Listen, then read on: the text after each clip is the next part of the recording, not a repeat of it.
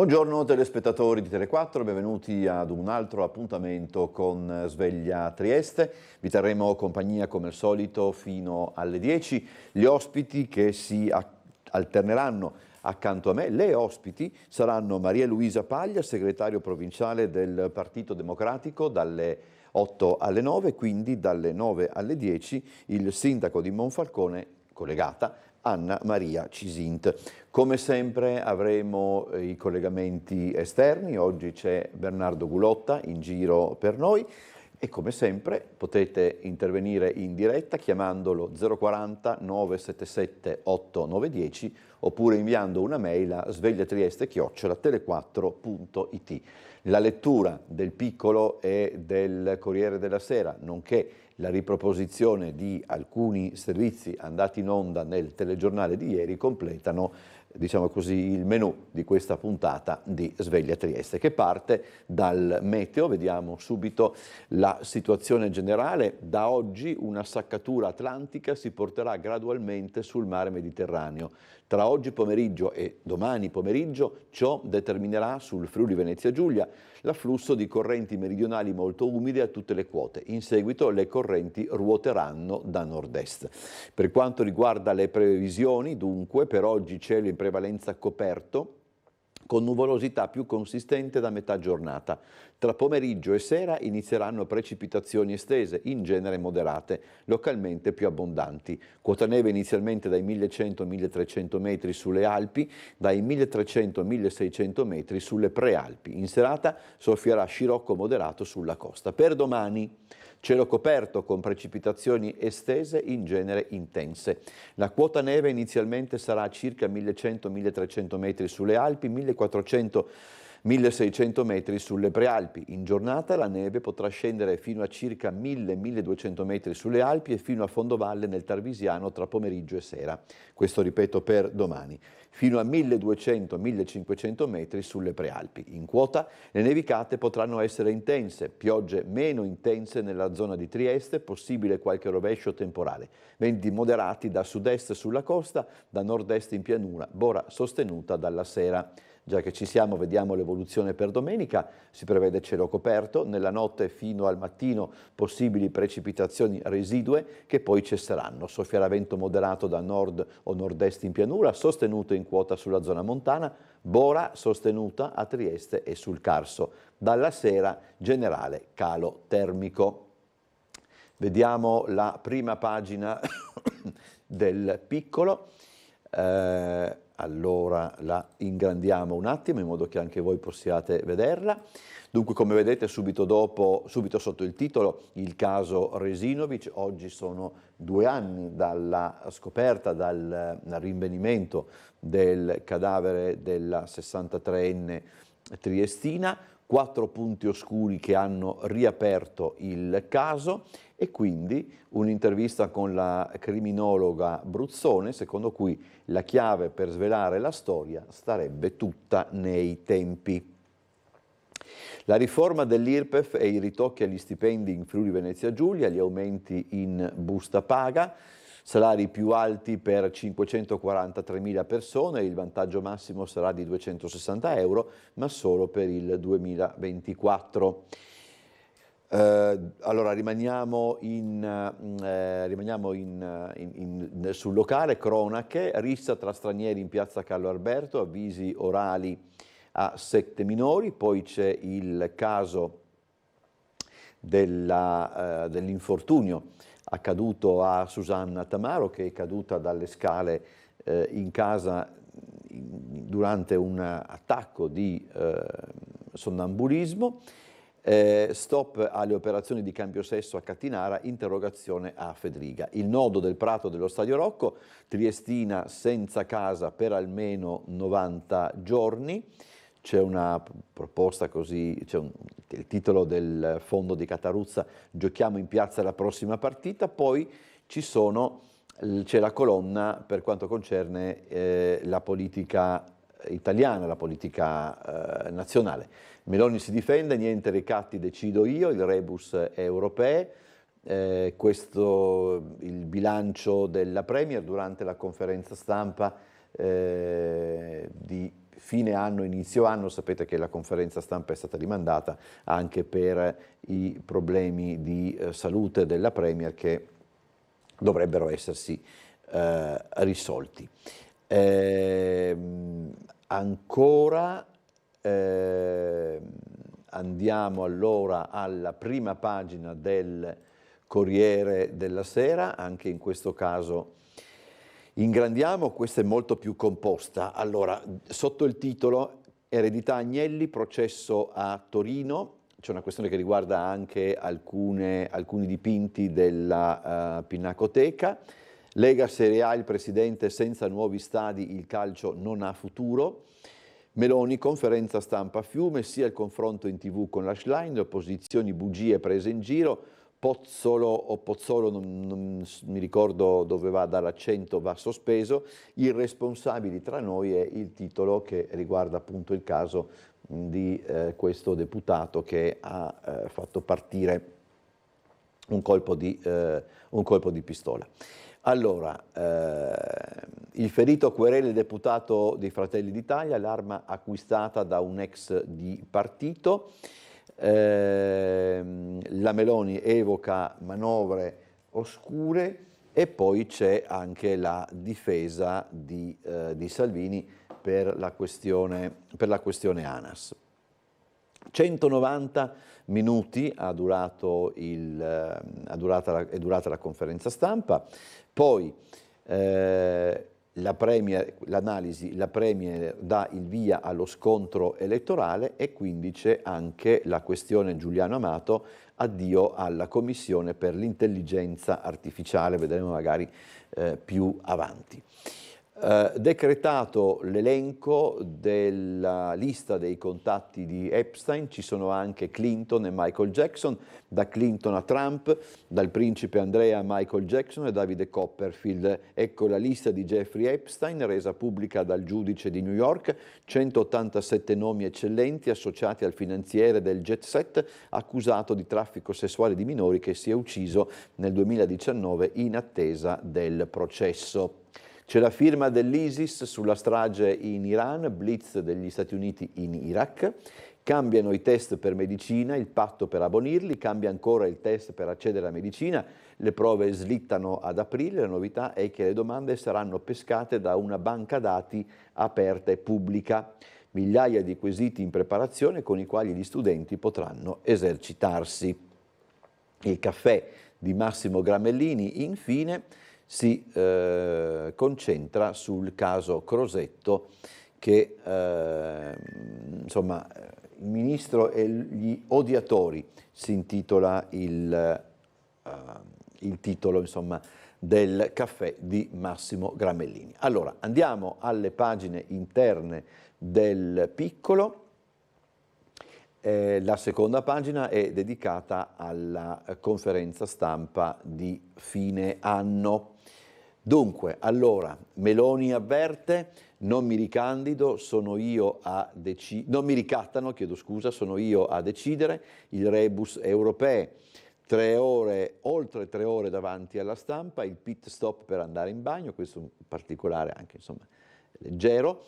Tassi e taglio della spesa, il patto di stabilità complica i piani del 2025, le opposizioni accusano, bugie e propaganda, lei sfido Schlein in TV. C'è anche il commento richiesto sul caso Monfalcone, poi ne parleremo anche con il sindaco Cisinte, ma lo leggiamo insomma. Nella conferenza stampa della Premier ieri ha trovato spazio anche il caso Monfalcone. Lo spunto è arrivato dal commento chiesto da Elisa Saltarelli di Prima Pagina sulla situazione della città dei cantieri, dove il 34% è di fede musulmana e dove la sindaca lamenta una situazione di forte tensione. Quella di vivere qui è una scelta libera, ha risposto Meloni.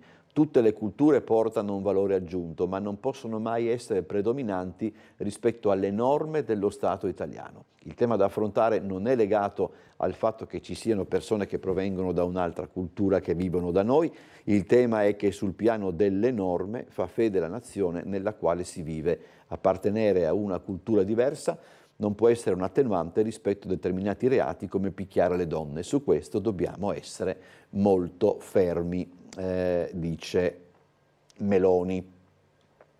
Non sarà inascoltato l'appello del presidente Mattarella sui balneari, ha detto anche la Premier. Ancora direi che possiamo vedere le pagine interne del Corriere della Sera, sempre per quanto concerne le questioni che hanno a che fare con la conferenza stampa di bilancio della Premier. Allora, non tutti in Fratelli d'Italia sentono la responsabilità. Meloni critica Conte, lancia la sfida a Schlein e ricorda di non essere ricattabile e sospende appunto il deputato, diciamo Pozzolo. Allora, questa è una pagina. Così la leader ha dato il via alla gara elettorale, la sfida sulle riforme. La Presidente del Consiglio difende il premierato ma non calcola i rischi del referendum. Ancora degli spunti. La maternità. Se mi si chiedesse cosa scegliere fra il ruolo di Premier e mia figlia non avrei dubbi come qualsiasi altra madre. Le europee. Non ho ancora preso la decisione di candidarmi alle europee, anche oggi che sono Premier, il misurarsi con il consenso sarebbe una cosa utile. Balneari. L'obiettivo è scongiurare la procedura di infrazione e dare certezza agli operatori. Ci lavoreremo nelle prossime settimane. Allora, la Federazione della Stampa contro la legge Bavaglio, poi c'è una polemica anche sulla Ferragni, sollecitata, leggiamo, ingrandiamo così possiamo leggere meglio, sollecitata su Chiara Ferragni, riapparsa sui social dopo un lungo silenzio, la Presidente del Consiglio è tornata a parlare dell'influencer coinvolta nel Pandoro Gate. Al caso si era riferita durante il suo discorso alla kermesse di partito a Treiu. Ieri Meloni prima ha spiegato le ragioni del suo interesse per la vicenda. C'è una questione di trasparenza sulla beneficenza su cui forse bisogna lavorare. Capire quali sono oggi le regole e immaginarne di migliori potrebbe essere utile. Quindi appunto l'opposizione, nulla da dire sul ritorno di Chiara Ferragni sui social, mi ha colpito la reazione scomposta della sinistra. Avevo detto che ha più valore chi produce un Pandoro che chi lo griffa, dopo tutto parlavo di operai, una banalità che pensavo la sinistra avrebbe condiviso, ma se la sono presa come se avessi attaccato Che Guevara. Questa dovrebbe essere una pagina di pubblicità. Ancora, le smorfie, la corsa, lo slang, lo show di Giorgia con qualche reticenza. La Premier nella conferenza stampa a Fiume fa annunci e rivendica successi. Quando interrompe per andare in bagno dice sto a morì, regà. Vabbè, insomma, i tempi delle conferenze stampa, 190 minuti quest'anno, 180 minuti l'anno scorso, 175 la conferenza stampa di Conte nel 2018, 170 nel 2019, 165 nel 2020. Ancora nuovo affondo sugli scenari opachi, non cedo a chi vuole dare le carte. Meloni ripete il non sono ricattabile che disse durante le trattative per il governo. Quindi insomma lo spazio che il Corriere ha dedicato alla conferenza stampa di fine anno è piuttosto corposo. Le opposizioni, vittimismo e bugie, Lega e Forza Italia fanno quadrato, il PD evoca pressioni senza spiegare, Conte presa in giro, Salvini sul caso Verdini, ora querelo. Vediamo se ancora qua c'è Schlein, Meloni Schlein confronti in TV, forse la corsa da capolista, via al duello fino alle europee. La leader di Fratelli d'Italia, quella del PD, candidarmi, potrei farlo e anche altri. C'è stato un ricovero all'ospedale Parini di Aosta per Marco Cappato, l'ex europarlamentare, problemi di origine cardiaca, che ha prodotto uno screzio ischemico neurologico nella funzione dell'articolazione della parola. Con una piccola operazione che farò tra qualche settimana, ha scritto Cappato, tornerò come nuovo. C'è un'intervista anche con Patuanelli, sempre per quanto riguarda la Meloni. Vuole parlare con chi teme meno, è un giochino che non durerà È Conte il premier che ha fatto crescere il paese, la questione morale, al di là del caso Pozzolo, questo governo sta demolendo l'immagine delle istituzioni. Meloni ci spieghi piuttosto prima delle europee che cosa vuole ancora tagliare. Torniamo al piccolo. Sul terzo mandato decide il Parlamento, PD palla in tribuna. Vediamo ancora. Dunque, Serracchiani e eroici criticano la Premier e la segretaria di Fratelli d'Italia deve esprimersi, il ministro Ciriani invita la cautela, ok al confronto senza escludere i sindaci.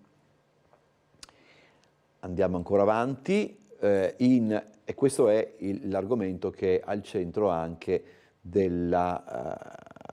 che come titolo è al centro della prima pagina del piccolo. In 543.000 pagheranno meno tasse, il vantaggio massimo sarà di 260 euro lordi l'anno, misura temporanea, aliquote in vigore solo nel 2024. L'IRES, il 39,3% dei contribuenti si colloca al di sotto dei 15.000 euro. In rapporto al loro reddito i maggiori beneficiari sono nella fascia 15-28.000 euro. Nessuno sconto per chi dichiara più di 50.000 euro, 55.000 contribuenti. Allora, possiamo fermarci un po' nella lettura della prima pagina del piccolo e del Corriere della Sera. Vediamo un servizio che abbiamo trasmesso ieri. Io direi che possiamo tenere il servizio sul caso Resinovic ancora in fresco, e io andrei invece a farvi rivedere il racconto che abbiamo fatto ieri, lo ha fatto per noi Bernardo Gulotta, della vicenda di un senzatetto che vive in via Sant'Anastasio, in quella che fu l'ex sede dell'INPS. Vediamo allora quello che ieri ha raccolto il nostro Bernardo Gulotta. Io sono nato orfano, i miei genitori sono morti quando ero piccolo. Ho fatto tutta la vita nei collegi, 18 anni, e fuori dal collegio io non avevo la casa, già a 18 anni ero in strada, dormivo in strada, già a 18 anni. Adesso ne ho 63 e sono ancora in strada. Enrico è un triestino di 63 anni, senza fissa dimora, vive da circa un anno sotto il porticato della ex sede dell'INPS in via Sant'Anastasio. Freddo, caldo, umido o vento, il suo riparo sono le coperte e i vestiti che gli sono donati dalle persone del rione.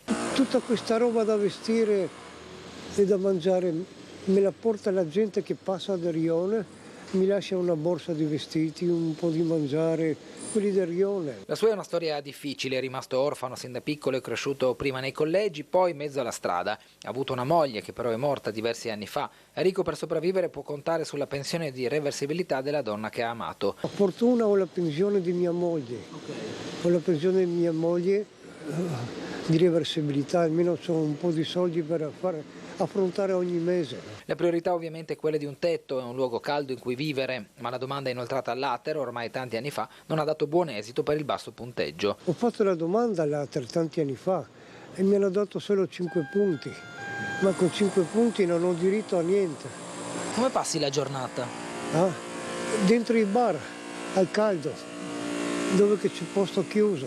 Da quanto tempo vivi qui sotto questo porticato? Qua quasi un anno. E prima? Prima ero alla vecchia via Flavia, alla vecchia Snia Viscosa, una vecchia fabbrica tessile abbandonata da anni e anni. Però adesso stanno buttando giù tutto, ho dovuto andare via. L'uomo ci ha riferito di aver preso contatto con gli assistenti sociali del comune. A pesare con l'età sono anche i malanni fisici, di certo non aiutati dal fatto di vivere in strada. Una brutta ernia inguinale da operare, tutte le costole rotte, poi operazioni anche in testa, pieno di operazioni di ferri in testa.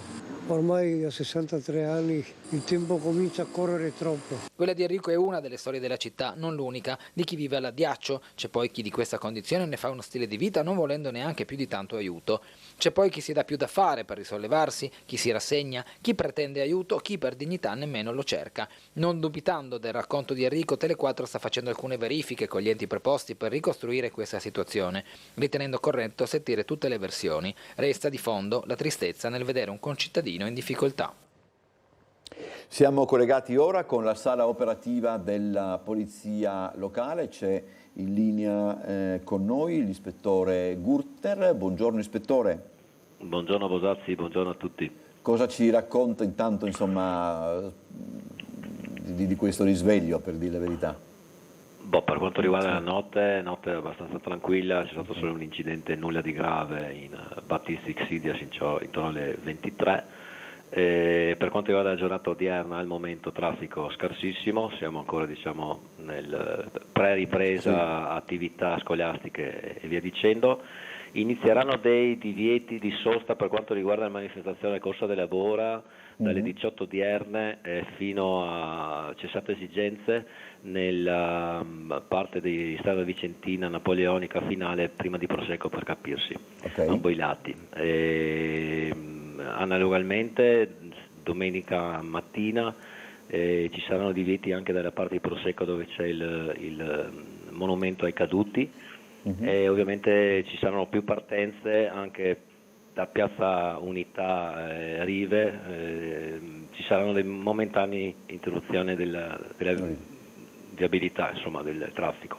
Altre cose direi che non avrei da dire per oggi. Sono qualche lavori ma nulla di particolare. Perfetto, allora facciamo così come sempre, se aveste qualche cosa da segnalare chiamate voi e noi poi vi diamo la linea. Speriamo di non sentirci perché insomma, in genere le cose da segnalare non è che siano proprio del tutto positive, non per non sentirla lei. Adesso darò notizie ai colleghi qua che mi sostituiscono. Ok, perfetto. Di mattina. Grazie ispettore, buona giornata e buon lavoro. Altrettanto, salve. Allora, andiamo avanti con la lettura dei quotidiani. Dunque, eravamo al Piccolo.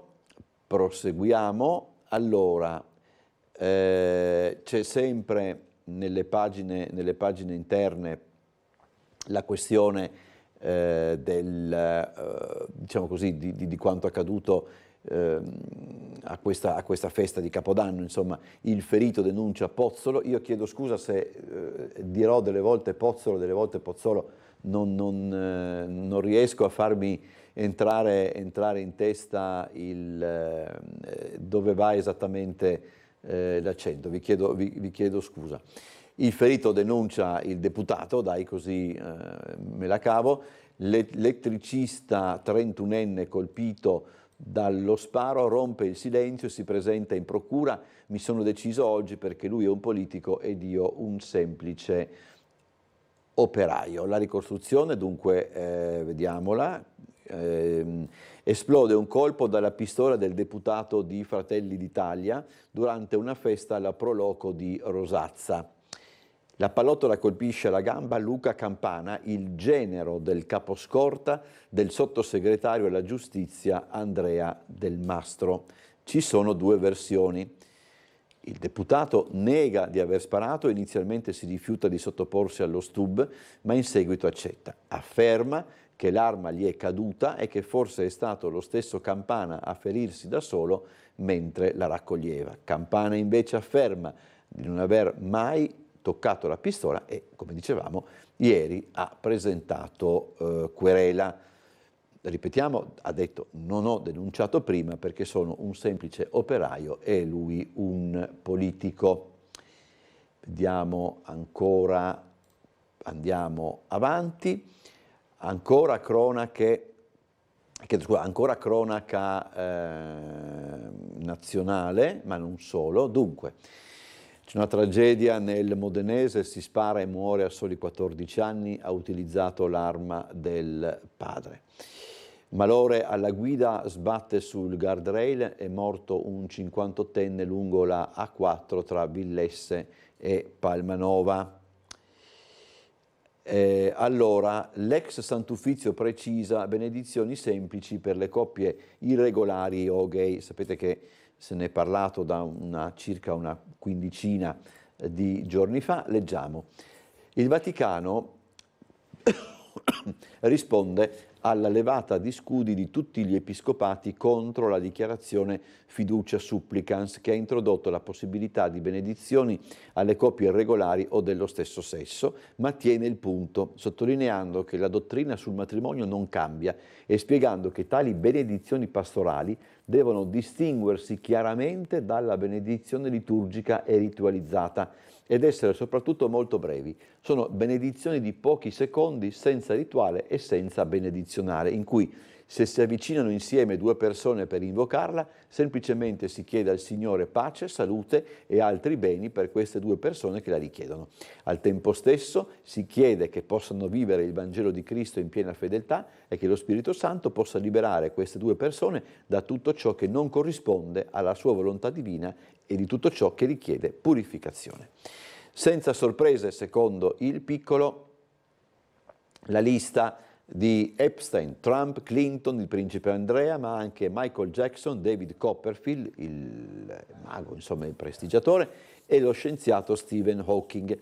La tanto attesa lista di Jeffrey Epstein non regala sorprese clamorose, se non qualche ulteriore dettaglio rispetto alle informazioni già note. Tuttavia, è la prima volta che questi documenti con i nomi, in tutto oltre 900 pagine depositate in tribunale, vengono rilasciati attraverso il sistema legale, pur non contenendo alcuna accusa di complicità ai crimini di Epstein. La giudice Loretta Presca ne ha disposto la pubblicazione proprio perché gran parte delle informazioni contenute erano già pubbliche. Pur con qualche rivelazione, le carte si limitano per lo più a chiarire l'identità di coloro che precedentemente erano identificati come John o Jane Doe, che è il nome che viene dato al, Giorgio Bianchi per noi italiani. Ancora, vediamo questa pagina del Piccolo, poi abbiamo già due mail. Ecco, l'altra pagina riguarda appunto le domande nel giallo di Liliana Resinovic.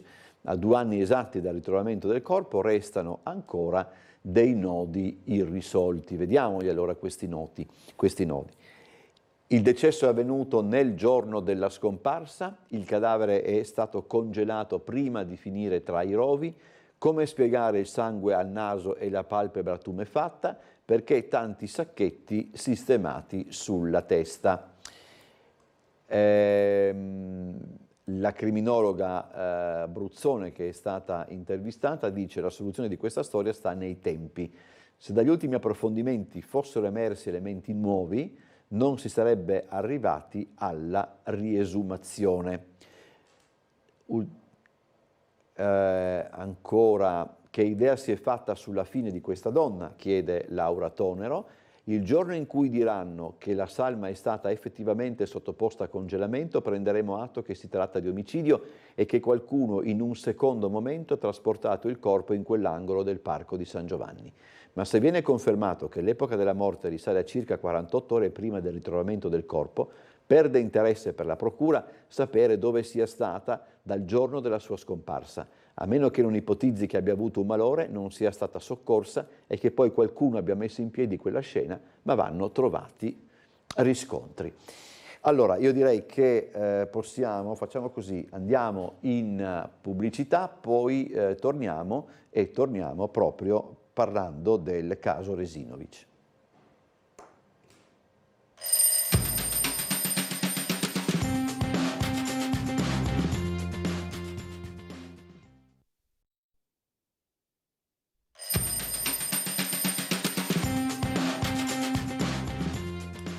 Dunque, dicevamo, caso Resinovic, oggi ricorre il secondo anniversario del ritrovamento nel parco di San Giovanni del corpo senza vita di Liliana e di qualche giorno fa la decisione da parte della procura di riesumare il cadavere per effettuare una nuova autopsia. Il marito, Sebastiano Visentin, spera che il nuovo esame dia finalmente le risposte che mancano. Cosa è successo? Non lo sappiamo ancora. Io spero che la riesumazione del corpo di Liliana possa dare alla dottoressa Cattaneo delle risposte che noi aspettiamo con ansia, con dolore, con sofferenza. Il marito di Liliana Resinovic, Sebastiano Visintin, spera che la dolorosa decisione di riesumarne il cadavere possa risolvere il giallo che tiene con il fiato sospeso tante persone da ormai 2 anni. Proprio ieri la Procura ha comunicato ufficialmente la decisione del pubblico ministero che convocherà il 26 gennaio prossimo il pool di esperti in vista di una nuova autopsia. L'elemento più importante potrebbe essere la definizione della data della morte della donna, che era scomparsa da casa una ventina di giorni prima del ritrovamento. Di seguito Sebastiano intende rispettare le volontà della moglie. Mi auguro che tutta questa storia finisca, che io possa coronare il desiderio di Liliana appena avrò la possibilità. Chiederò il nulla osta per la cremazione di Liliana, poi le sue ceneri saranno sparse nel mare. Il corpo di Liliana fu ritrovato proprio il 5 gennaio di 2 anni fa nel boschetto dell'ex ospedale psichiatrico di San Giovanni, con la testa avvolta in 2 sacchetti di plastica e il corpo chiuso in 2 sacchi. È un giorno importante, particolare, perché quel giorno è stato trovato il corpo di Liliana chiuso in dei sacchetti, quasi come una spazzatura buttata nel bosco. È un dolore estremo che da 2 anni mi tormenta. Rientriamo in studio, ancora leggiamo il Piccolo, siamo di nuovo, cioè siamo alle pagine degli esteri, leggeremo un attimo prima il Piccolo e poi subito dopo il Corriere della Sera. Dunque vedete, Israele si spacca sul futuro, la striscia ai palestinesi. Saranno i palestinesi a governare la striscia, non gli israeliani, ha dichiarato il ministro della difesa Yoav Gallant ai cronisti prima di un gabinetto di guerra preceduto dalle anticipazioni di stampa su un suo piano per il dopo Hamas, mentre crescono la tensione e i timori che il conflitto, che a Gaza continua a mietere vittime, si allarghi al resto della regione. Il Corriere della Sera titola anche sul massacro in Iran che è stato rivendicato dall'ISIS. Gli americani colpiscono intanto a Baghdad, a Kerman, 2 attentatori suicidi, Blinken arriva in Israele per parlare di dopoguerra e di ostaggi. Il 3 gennaio del 2020, qui si fa anche il punto, il 3 gennaio del 2020 il capo delle forze Quds delle guardie della rivoluzione iraniana viene ucciso con un drone statunitense sull'aeroporto internazionale di Baghdad su ordine dell'allora presidente Trump. Durante il 4º anniversario della morte di Soleimani, mercoledì un attentato a Kerman, in Iran, provoca 84 vittime e 284 feriti. Destabilizza ulteriormente l'area mediorientale in relazione al conflitto Israele-Hamas. Ieri l'ISIS ha rivendicato l'attentato a Kerman, attribuendo la responsabilità a 2 attentatori. Teheran ha accusato Israele e Stati Uniti di essere responsabili dell'attacco, parole definite ridicole da Washington. Omicidi mirati, stragi, quei 4 colpi all'asse di resistenza guidato da Teheran è invece lo scenario che viene raccontato dal Corriere della Sera. Ancora, uomini e attacchi in calo, cresce la galassia jihadista, Africa, Asia, Europa nel mirino, si scalda il fronte sciita. Dopo il 7 ottobre è salita l'allerta sui lupi solitari, minacce anche a Roma. Sul TG5 c'è stata un'intervista con un ex del Mossad, Israele farà come dopo Monaco 1972. Ne ha parlato un ex esponente dell'unità segreta del Mossad che prese parte all'operazione Ira di Dio, voluta dall'allora premier Golda Meir, che eliminò ad uno i terroristi ritenuti direttamente o indirettamente responsabili del massacro di Monaco di Baviera 1972, durante il quale furono uccisi 11 atleti israeliani che partecipavano alle Olimpiadi, oltre a 5 terroristi e a un poliziotto tedesco. Beirut, retorica e pochi fatti, la crisi e le trattative che paralizzano Hezbollah. Volevo arrivare invece, eccolo qua, il grande gioco delle elezioni. Il Corriere della Sera dedica una pagina agli appuntamenti elettorali internazionali, comprese anche le elezioni del Parlamento europeo. Stati Uniti, il triste remake Biden-Trump con l'incognita dei processi. E poi per quanto riguarda appunto le elezioni europee, la maggioranza Ursula al test, avanza la destra identitaria. C'è poi qua tutto un calendario delle varie elezioni. Vedete che si vota per esempio negli Stati Uniti si vota il 5 di novembre, si vota anche in India, si vota in Germania, in Croazia il 22 di settembre, in Brasile, in Messico, in Belgio, in Europa si vota tra il 6 e il 9 di giugno. C'è anche, si vede che probabilmente non è stata ancora stabilita la data, però si vota anche in Gran Bretagna e scrive brevemente Luigi Ippolito, che è il corrispondente del Corriere della Sera dalla Gran Bretagna, appunto, dice: nel 2024 la Gran Bretagna si appresta con tutta probabilità a una svolta epocale, avrà termine un ciclo di 14 anni di governi conservatori e torneranno al potere i laburisti guidati da Sir Keir Starmer. I conservatori languono nei sondaggi a circa 20 punti di distacco, si avviano ad una sconfitta storica, dilaniati da scontri interni su Brexit prima e immigrazione ora. I laburisti non faranno alcuna rivoluzione. Starmer ha riposizionato il partito al centro e insegue gli elettori moderati. C'è da dire anche che in alcuni casi il partito conservatore britannico è stato protagonista di rimonte epocali. Se non mi sbaglio, nell'era Major era stato dato soccombente, poi ce l'aveva fatta a recuperare. 20 punti di distacco comunque nei sondaggi sono, insomma, è una cifra in ogni caso importante. Però mi sembra strano che non ci sia in questa sorta di, consentitemi, gioco dell'oca delle elezioni del 2024, che non si citi qui la Gran Bretagna, che pure appare, diciamo, sotto.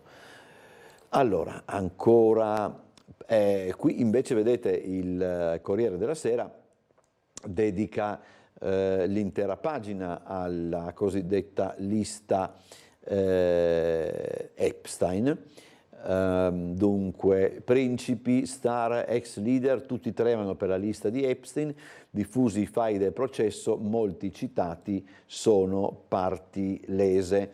I nomi più importanti sono gli ex presidenti Bill Clinton e Donald Trump, Michael Jackson, il principe Andrea, che era riconosciuto, che erano, insomma, si sapeva, l'illusionista David Copperfield, l'ex governatore del New Mexico Bill Richardson, il guru della tecnologia Marvin Minsky, l'astrofisico Stephen Hawking, l'agente di modelle francese Jean-Luc Brunel, l'investitore americano Glenn Dubin.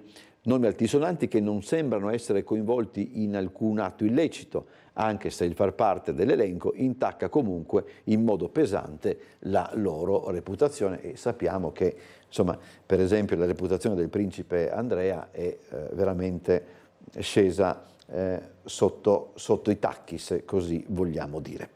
Allora, andiamo ai nostri servizi, rivediamo quello breve sul sequestro di beni superiori ai 220.000 euro nei confronti di un cinquantenne.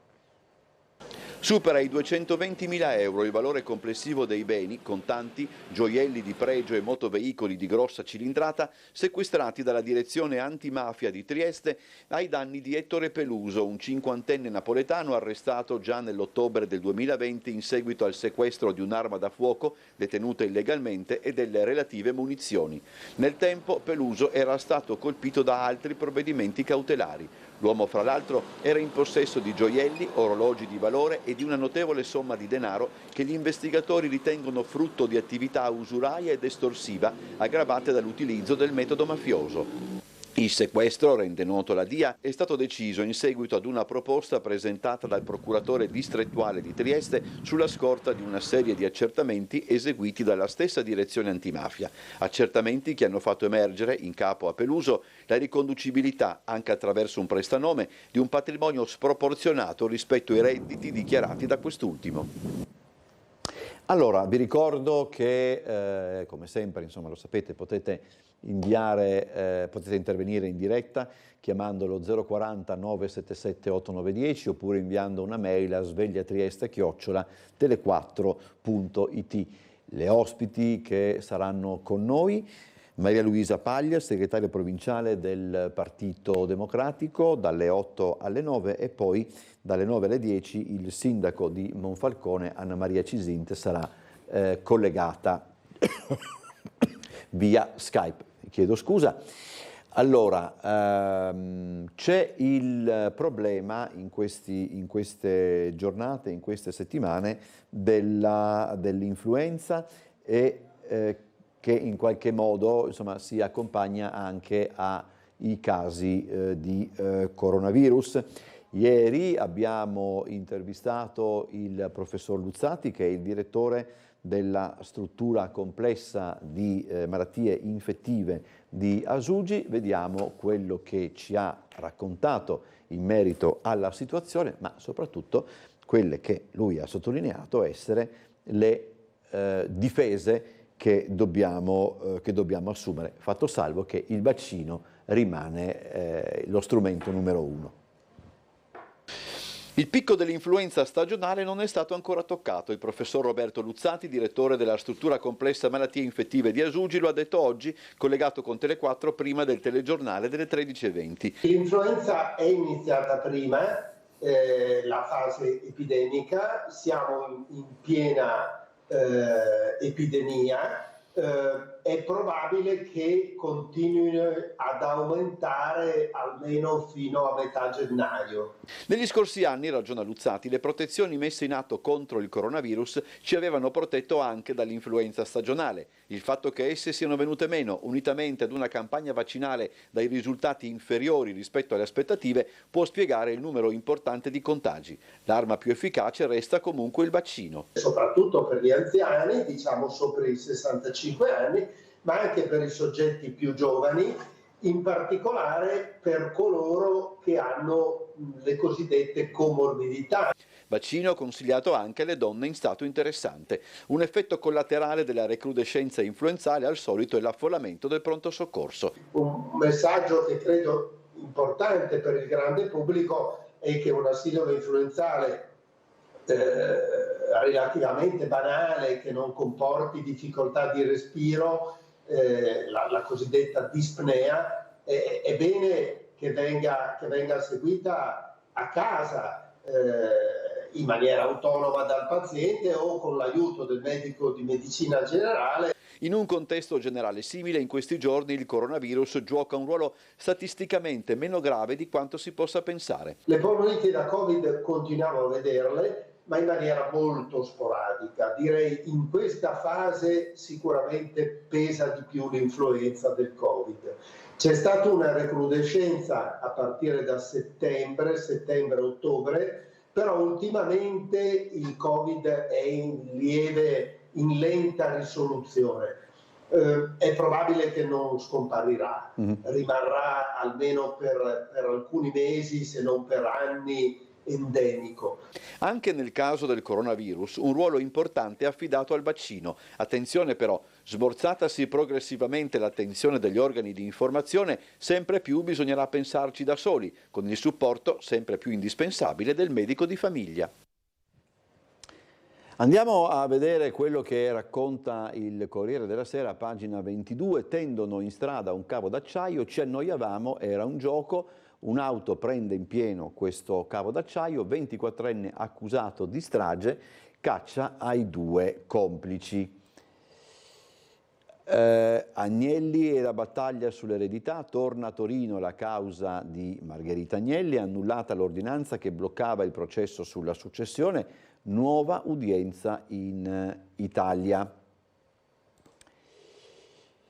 Il test di medicina cambia ancora, le prove slittano ad aprile, quiz da una banca dati pubblica.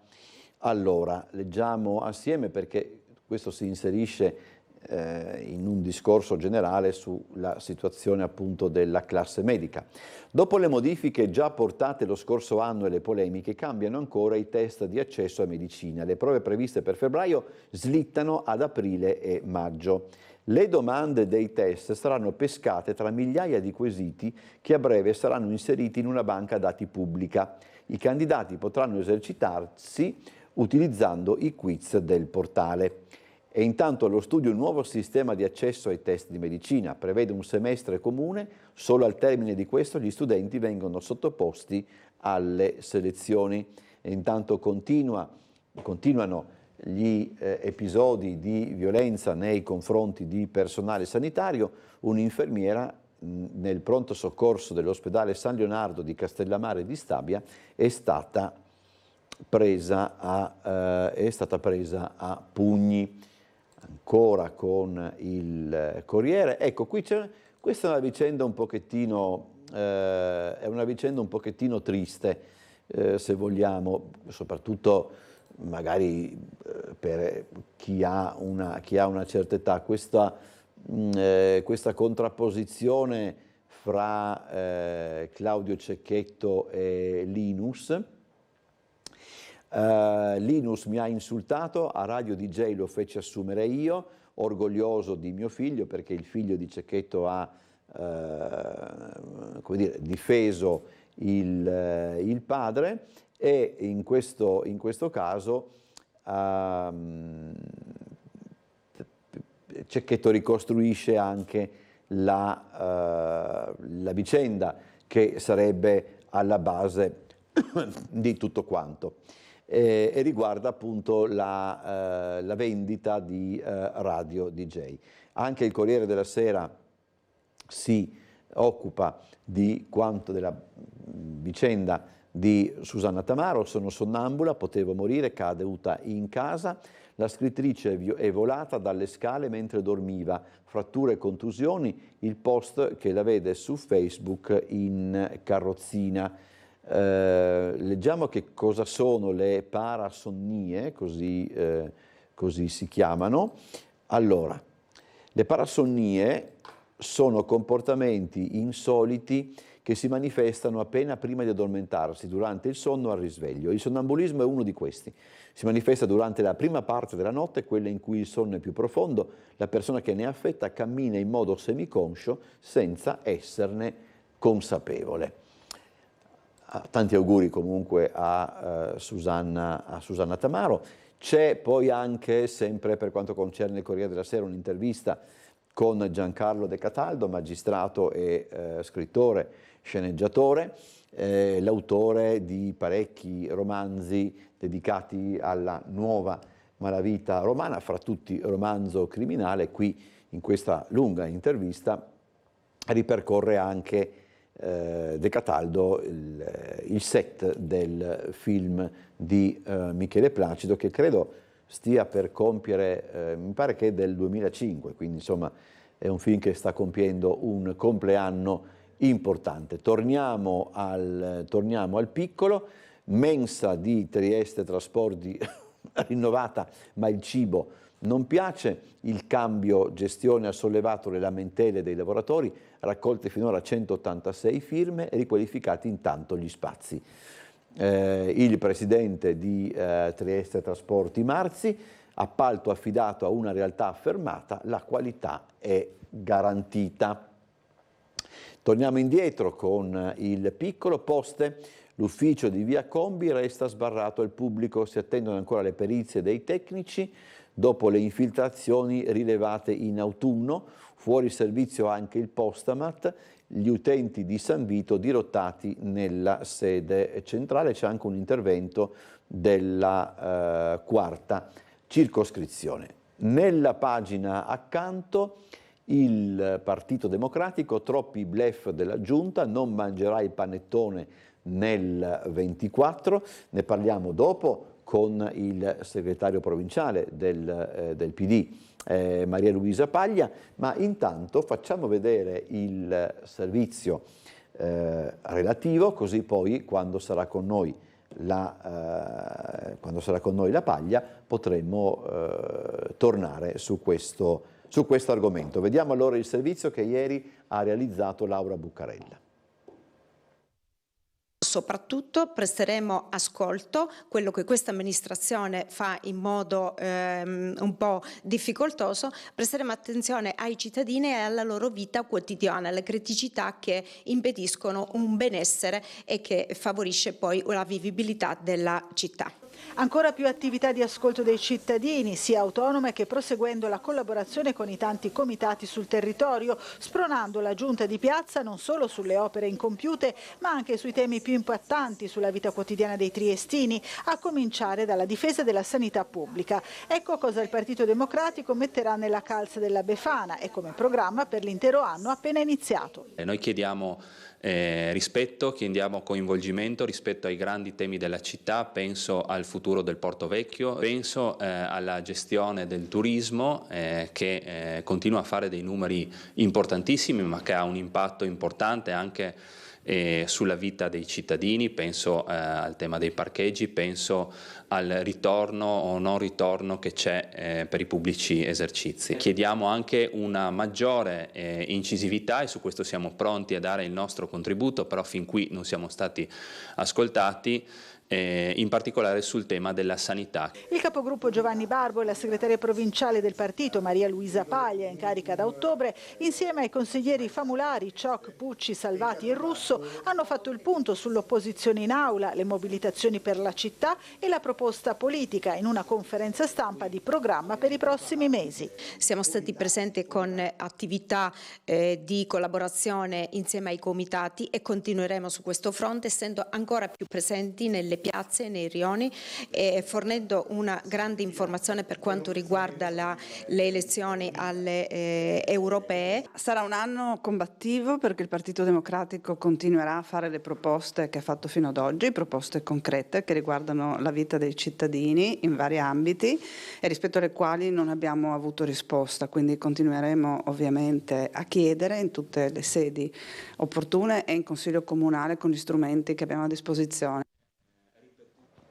Allora, per quanto riguarda la maxi rissa di Piazza Carlo Alberto, avvisi orali a 7 minori coinvolti e poi c'è anche un intervento straordinario di oltre 200.000 euro a fine mese, l'appalto dei lavori per il giardino Mascherini, che è appunto il giardino di Piazza Carlo Alberto.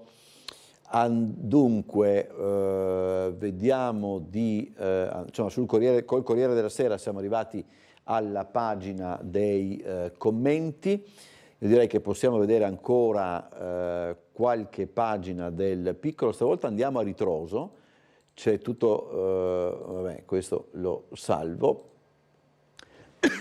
Economia da record, chiedo scusa, la pagina economica si occupa dei numeri da record registrati da Autostrade Alto Adriatico nel 2023, transiti a più 5,8%, la concessionaria presenta i dati del traffico appunto dello scorso anno, in aumento sia i veicoli leggeri che quelli pesanti, poi tra l'altro c'è anche da sottolineare che sono previsti non problemi, ma comunque questi giorni saranno giorni importanti per quanto riguarda il traffico autostradale per via del ponte, chiamiamolo così, anche se magari improprio, della Befana, per il fatto anche che molti lavoratori rientrano, anche molti lavoratori stranieri rientrano dalle ferie, quindi insomma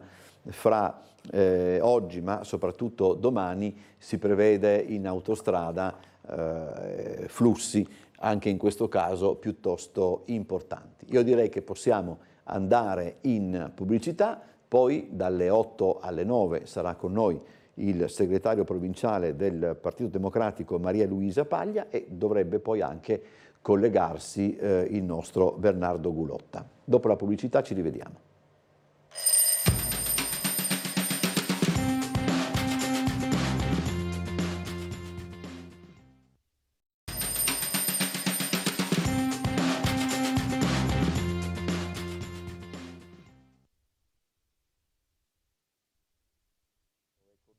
Maria Luisa Paglia, segretario provinciale del Partito Democratico, grazie per essere venuta nei nostri studi. Il numero di telefono a cui chiamare ormai lo conoscete, sapete che invece svegliatrieste@tele4.it è l'indirizzo di posta elettronica. Io direi allora, segretario, ecco 040 977 8910 è il numero di telefono. Partiamo dalla conferenza stampa di ieri. È stata una conferenza stampa molto critica nei confronti dell'amministrazione comunale. Intanto buongiorno e auguri di buon anno a tutte le telespettatrici e i telespettatori. Sì, la conferenza stampa di ieri è stata abbastanza critica. Il mio ruolo come segretaria del Partito Democratico è stato quello di anticipare un po' la linea politica del nuovo anno. Questa segreteria si è insediata nel mese di ottobre, quindi 2 mesi circa, ma è una segreteria snella, con pochi componenti ma con grandi competenze, quindi stiamo lavorando in modo coeso, è un gruppo coeso, unito, stiamo lavorando alacremente sul territorio. Abbiamo partecipato in modo attivo, non solo aderendo alle iniziative messe in campo dai vari comitati cittadini, quelli con i quali condividiamo delle battaglie, il Comitato in difesa della sanità pubblica, quello contro la chiusura dei consultori e quello contro la cabina via, il progetto della cabina via.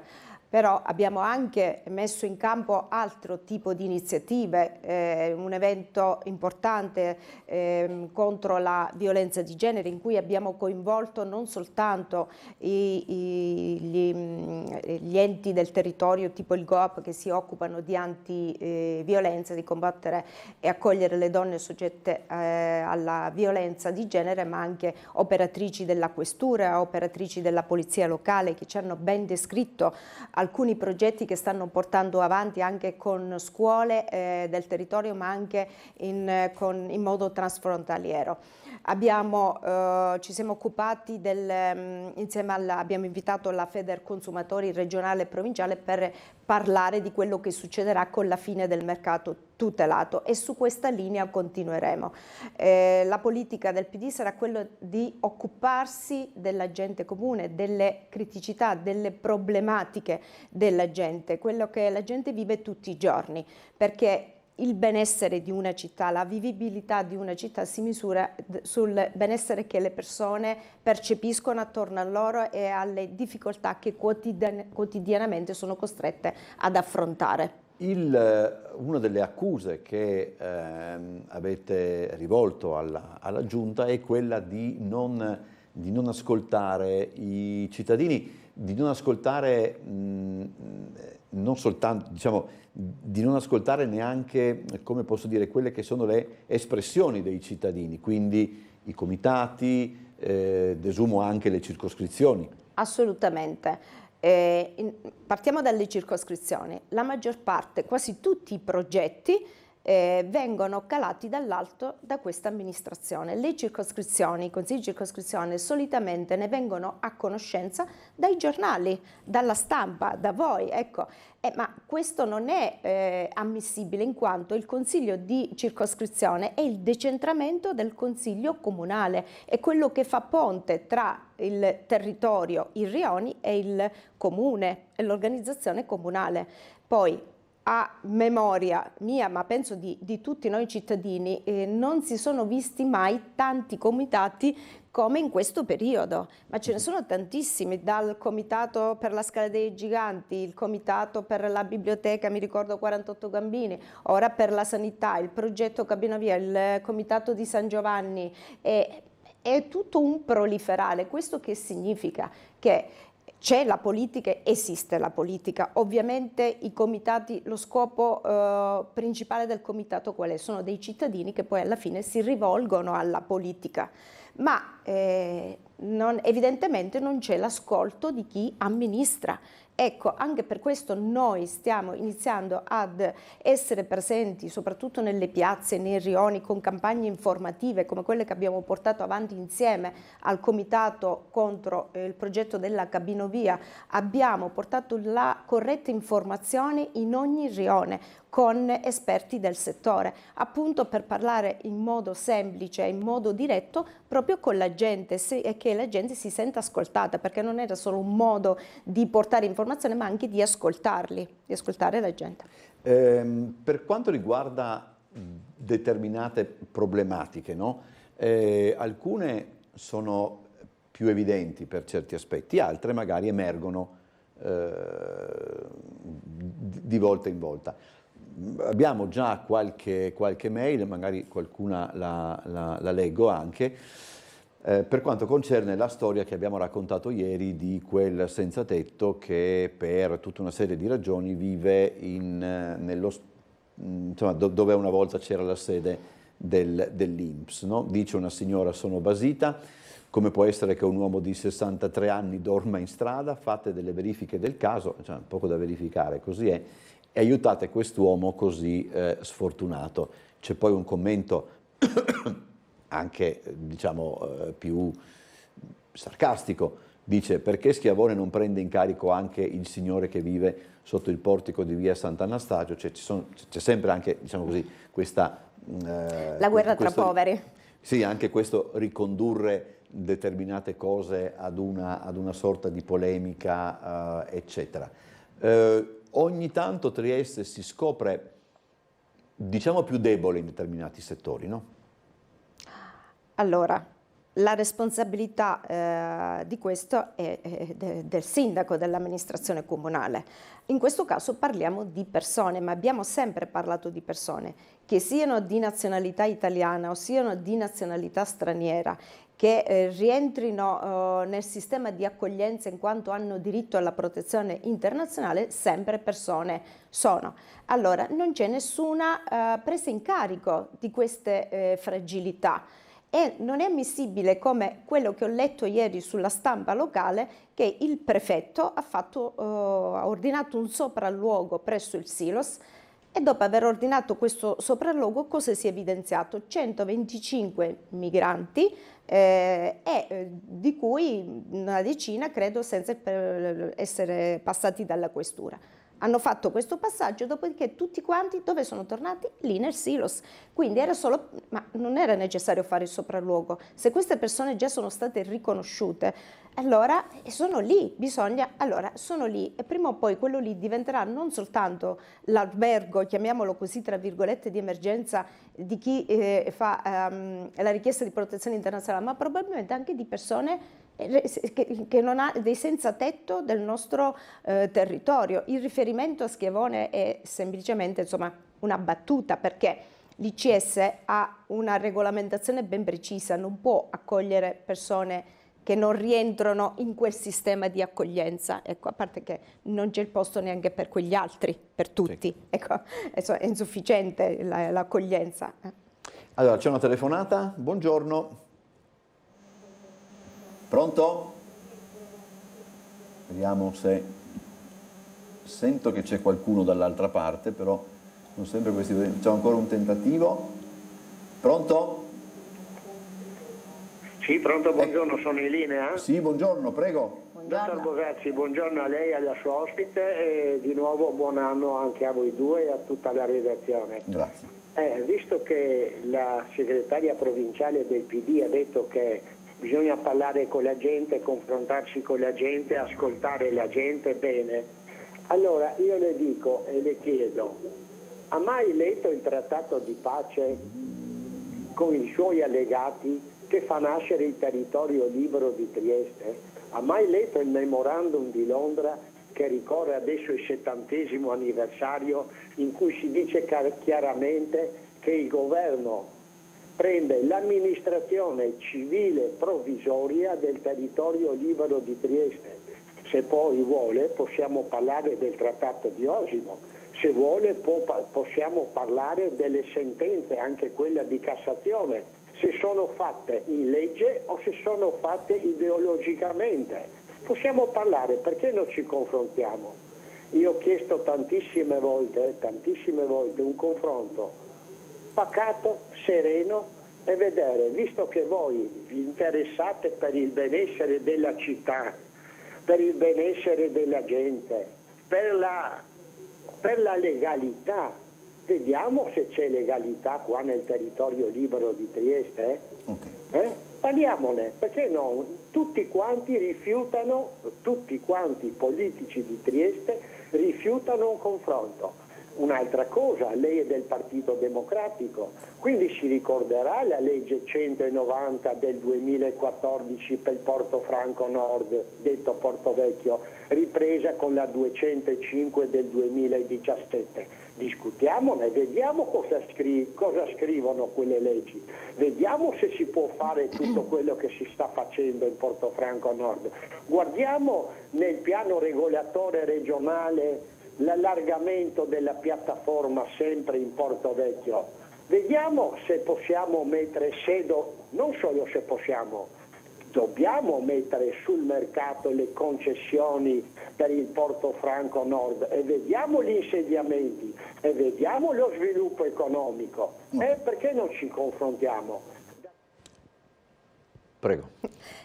Penso che il signore sia un vostro affezionato telespettatore. Sì, mi pare di aver detto già diverse altre volte che siamo disponibili all'ascolto, ma questa non è una problematica che riguarda strettamente come dire, il provinciale, ma forse è stato affrontato in un modo sovranazionale e mi pare che una decisione poi alla fine sia stata presa e non è che qua i cittadini della provincia possono rivalersi contro una decisione a livello delle Nazioni Unite e via dicendo.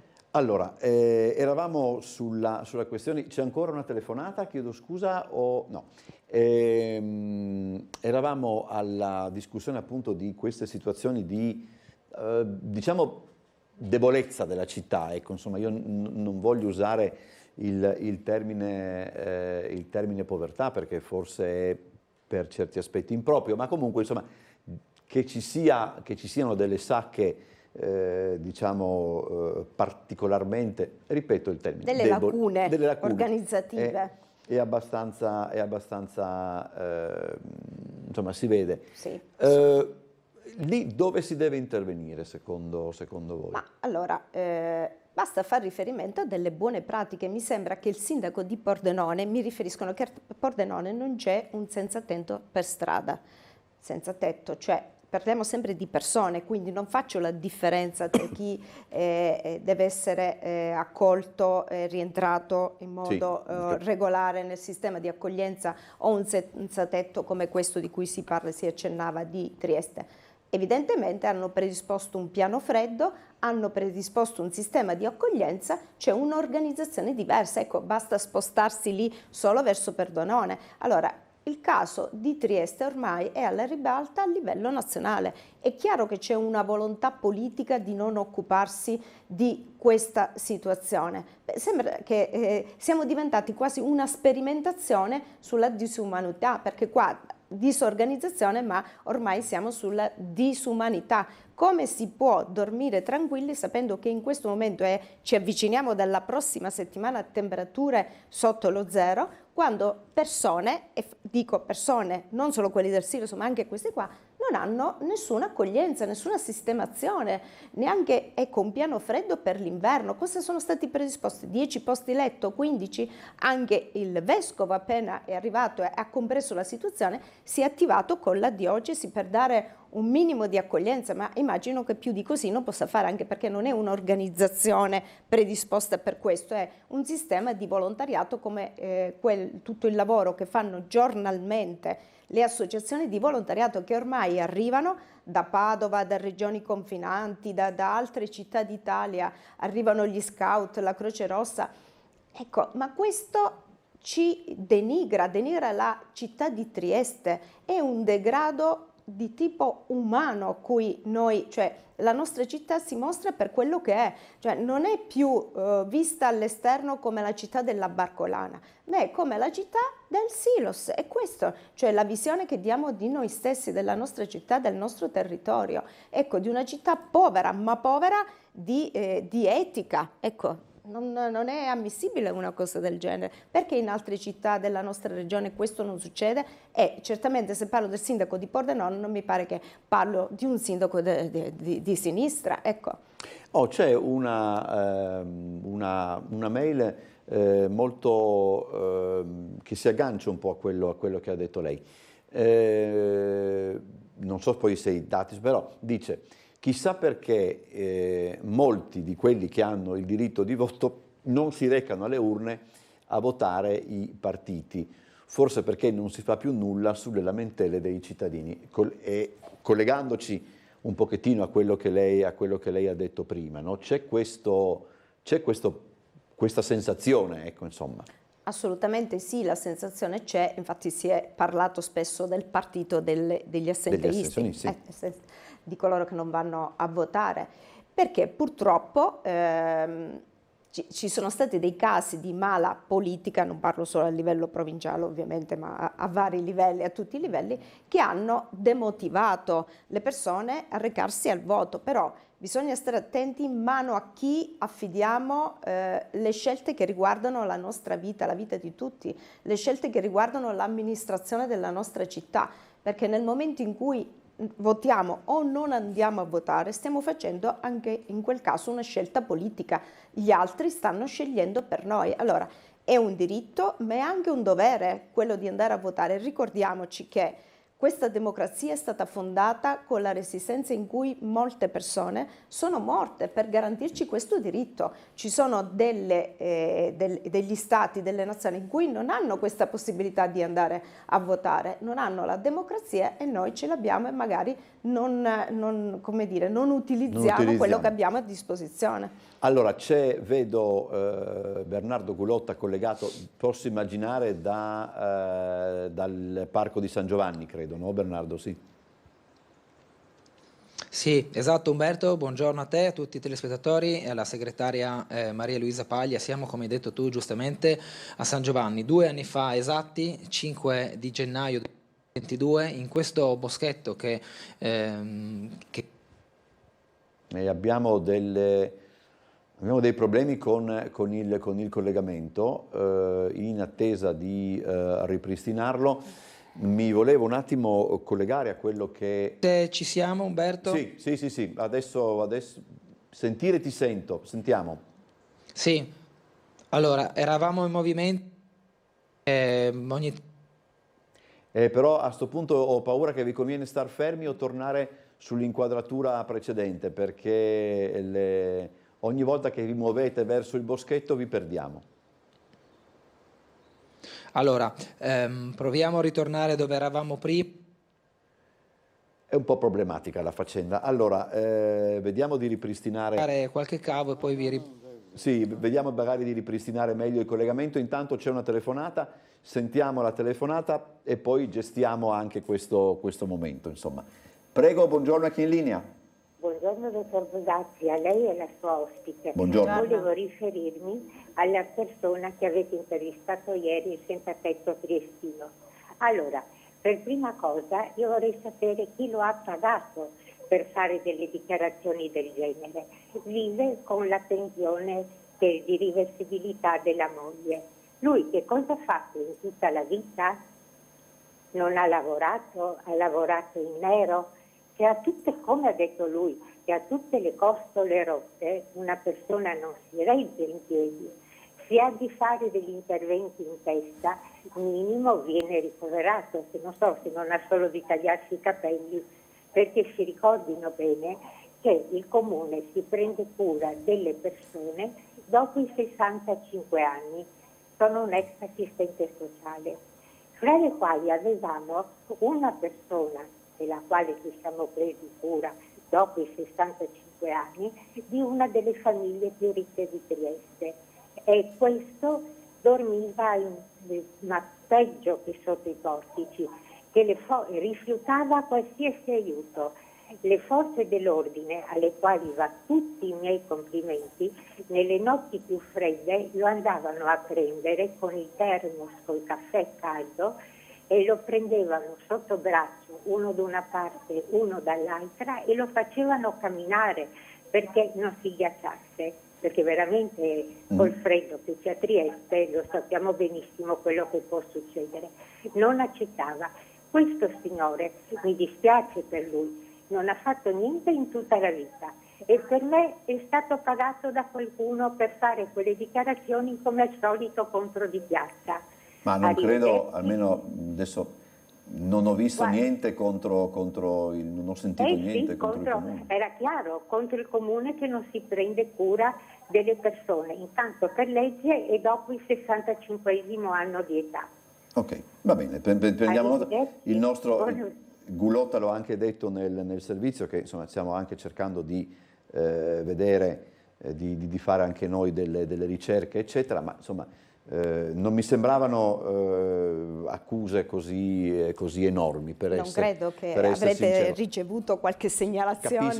Capisco anche la difesa d'ufficio del... Ma sì, ma infatti abbiamo parlato di persone, non è l'unica persona che dorme per strada, pur ammirando le forze dell'ordine, ma tutte le altre cosa si fa? Questo può essere un caso che deve essere preso in carico magari dai servizi sociali per problemi di salute o non so che poi altro. Sappiamo anche benissimo che c'è gente che proprio rifiuta questo, però sono storie che vanno anche raccontate quando c'è la possibilità. Ecco, insomma. Sentiamo, allora, penso che abbiamo ripristinato Gulotta in qualche modo e così possiamo cedergli la linea.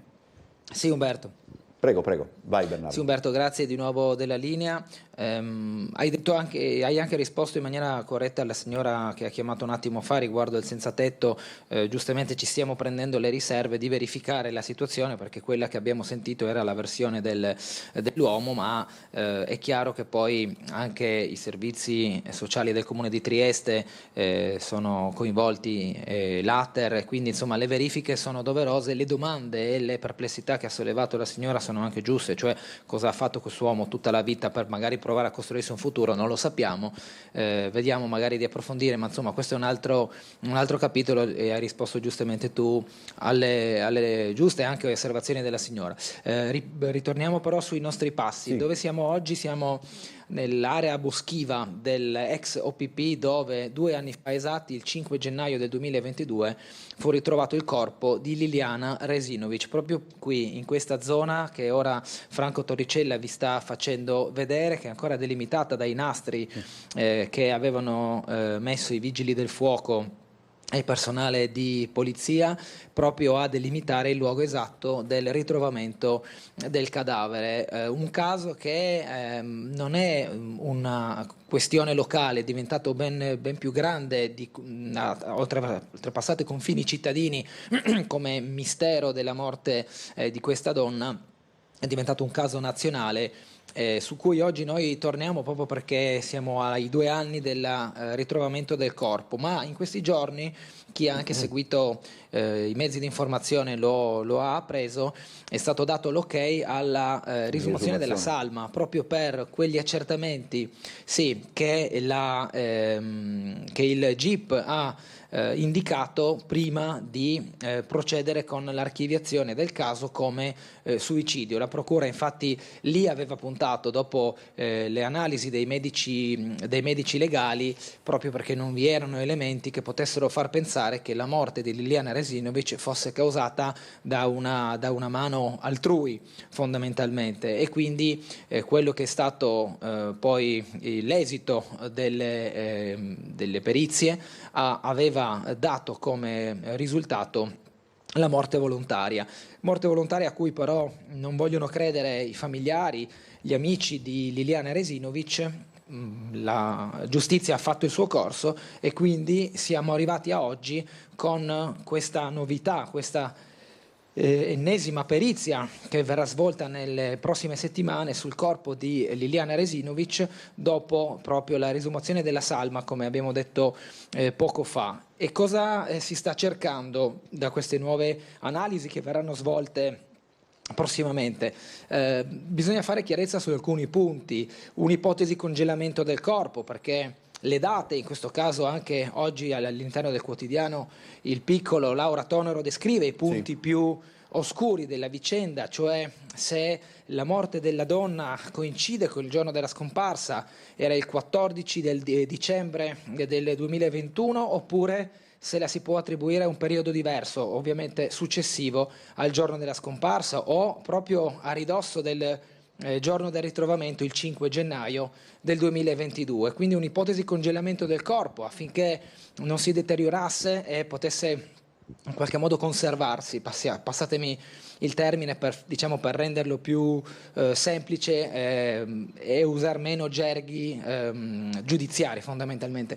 Altre questioni, anche la tumefazione della parte dell'occhio, la palpebra, capire come è stata causata questa ferita, questo livido che ancora non era stato del tutto risolto, chiarito, se fosse un qualcosa causato da un'altra persona, una caduta, oppure un segno del deterioramento nel tempo, visto che il corpo è stato comunque fermo qui in questo boschetto e, ripeto, erano i mesi di dicembre e gennaio, non sicuramente dei climi miti o caldi. C'erano anche le questioni legate al DNA nel cordino ritrovato per stringere i sacchi che sono stati ritrovati attorno al corpo di Liliana. Ecco, su questi e su altri punti, erano 25 le osservazioni delle GIP dai notti, bisognerà far luce per poi arrivare al risultato. Il risultato è la verità che chiedono soprattutto i familiari di Liliana Resinovic, gli amici, le persone a lei più care che vogliono capire veramente cosa è successo e arrivare dunque alla, chiamiamola, risoluzione di questo giallo che al momento rimane ancora avvolto da tutte queste ombre. Vedremo se le analisi e quindi le perizie sul corpo di Liliana Resinovic potranno dare le indicazioni richieste proprio dagli investigatori. In questo luogo a San Giovanni, e tra poco ti restituisco la linea, ci possiamo anche aspettare che proprio oggi, a 2 anni dal ritrovamento del corpo in questa sede, esatto, ci possa essere qualcuno che abbia voglia di portare un fiore o di fare un sopralluogo proprio simbolico, diciamolo così, verso quello che è il luogo dove si sono poi concentrate le ricerche del corpo di Liliana, anche su indicazioni di alcune persone che hanno puntato dritto verso questa zona della città, cioè il Parco di San Giovanni. Al momento non c'è nessuno, siamo schietti, lo vediamo dalle immagini di Franco Torricella, ora mi metto davanti pure io, né nella via dove eravamo un attimo fa, nella stradina che conduce all'area boschiva, né lungo la strada, come avete potuto vedere, c'è movimento di alcun tipo, non c'è nessuno in questo senso che stia portando un saluto a Liliana Resinovic, non c'è neanche la stampa che sappiamo, oltre a noi, intendo dire, che sappiamo aver seguito proprio per un carattere nazionale questa vicenda. Magari nelle prossime ore, forse nei prossimi minuti, avremo qualcuno che si potrà e vorrà avvicinare a questo luogo. Per il momento però, insomma, è tutto tranquillo, okay. Ecco, diciamo pur così in questo momento. Il riepilogo che vi abbiamo fatto adesso serviva per inquadrare la situazione a oggi, e gli sviluppi li sapremo soltanto o per voce delle persone che sono in qualche modo coinvolte, i familiari e gli amici, o proprio dalla stessa giustizia che sta facendo il suo corso. Vi restituiamo la linea, dovessero esserci delle novità vi avvisiamo. Grazie Bernardo, andiamo subito in pubblicità, poi magari diciamo qualcosa anche su questo.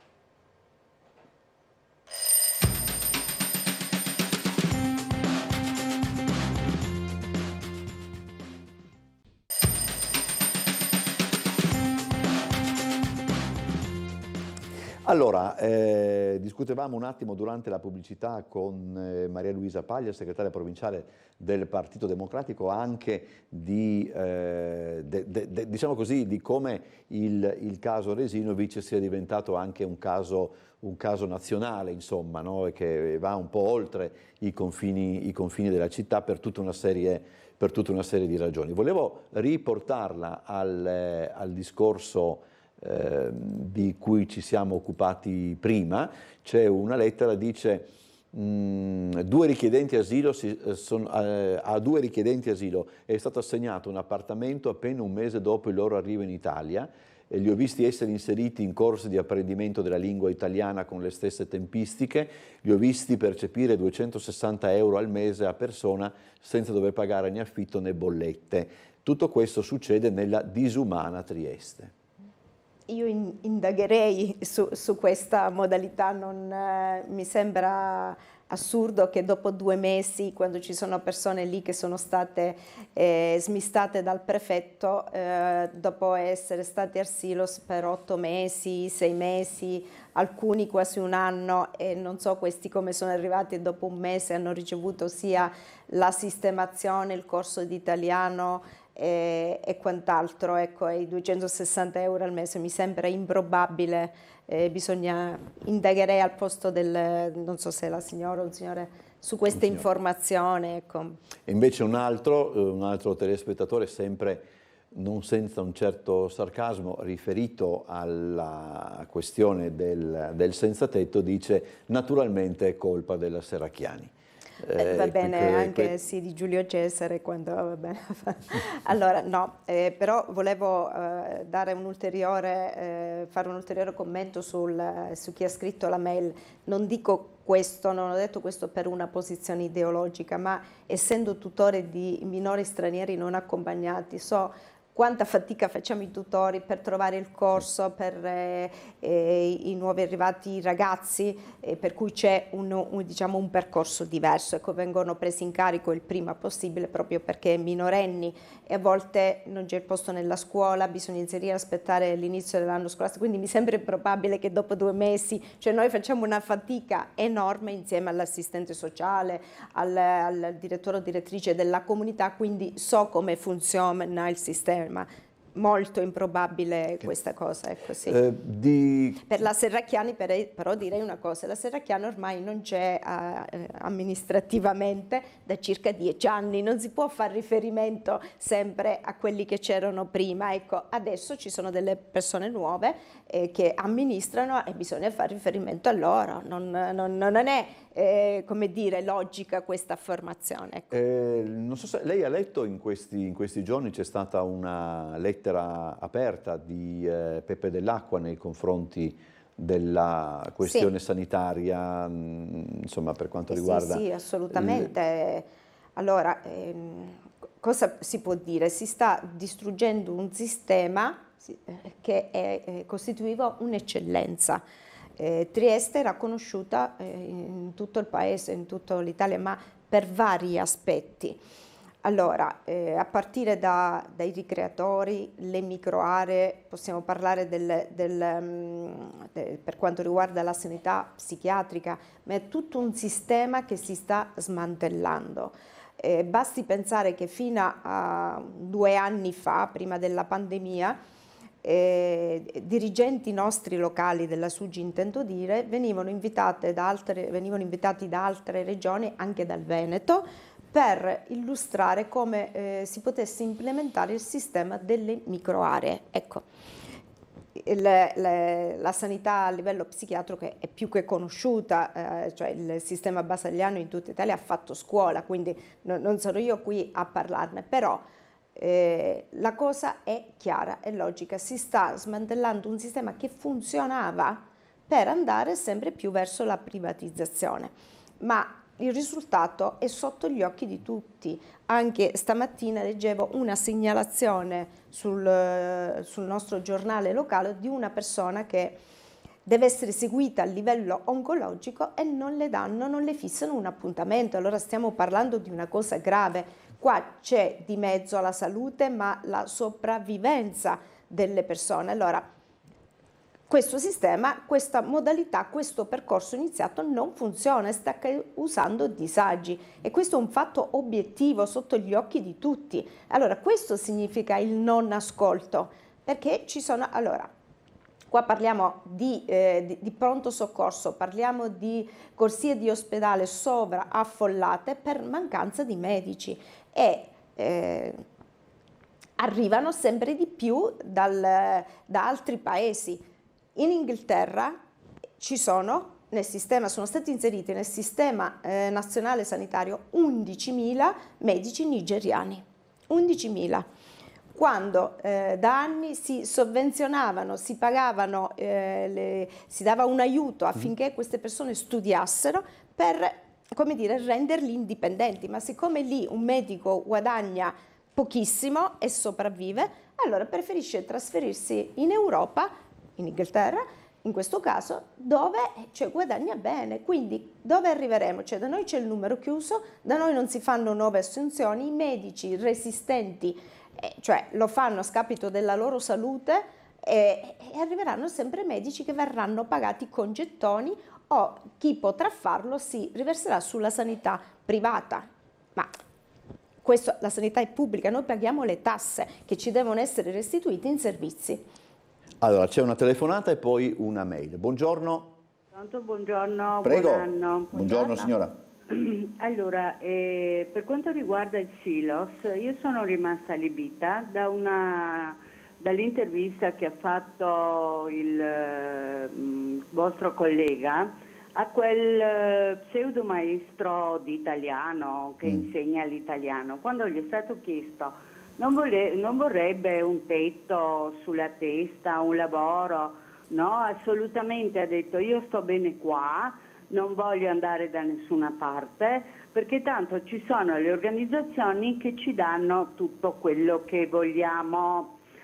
Adesso io avevo freddo, mi hanno portato il maglione, mi hanno portato da mangiare, ci portano tutto quello, io di qua non mi muovo e questo mi ha lasciato abbastanza perplessa, primo. Secondo, per quanto riguarda gli ospedali, adesso c'è il picco di influenza, c'è il picco di bronchioliti per i bambini. Allora, per i bambini non ci sono pediatri, ce ne sono 4, di cui 2, uno a Muggia, uno a Urisina e gli altri uno in Marina, roba del genere, e ancora uno che non mi ricordo dove. Ma queste mamme che sono rimaste orfane, chiamiamo, di una pediatra che ne aveva tantissime in zona San Giacomo, dove vanno? A Muggia? A Urisina? In via Machiavelli dove non c'è un posto dove mettere la macchina? Vanno al Burlo. È ovvio, hanno aperto per gentile concessione alla SUGI, aperto al Maggiore. Peccato che questo, da quanto ho sentito, non sia un pediatra. È un medico e per quanto riguarda i medici di famiglia siamo più o meno alla stessa situazione. Okay. Medici di medicina generale ce ne sono pochissimi, quelli che sono super oberati di lavoro.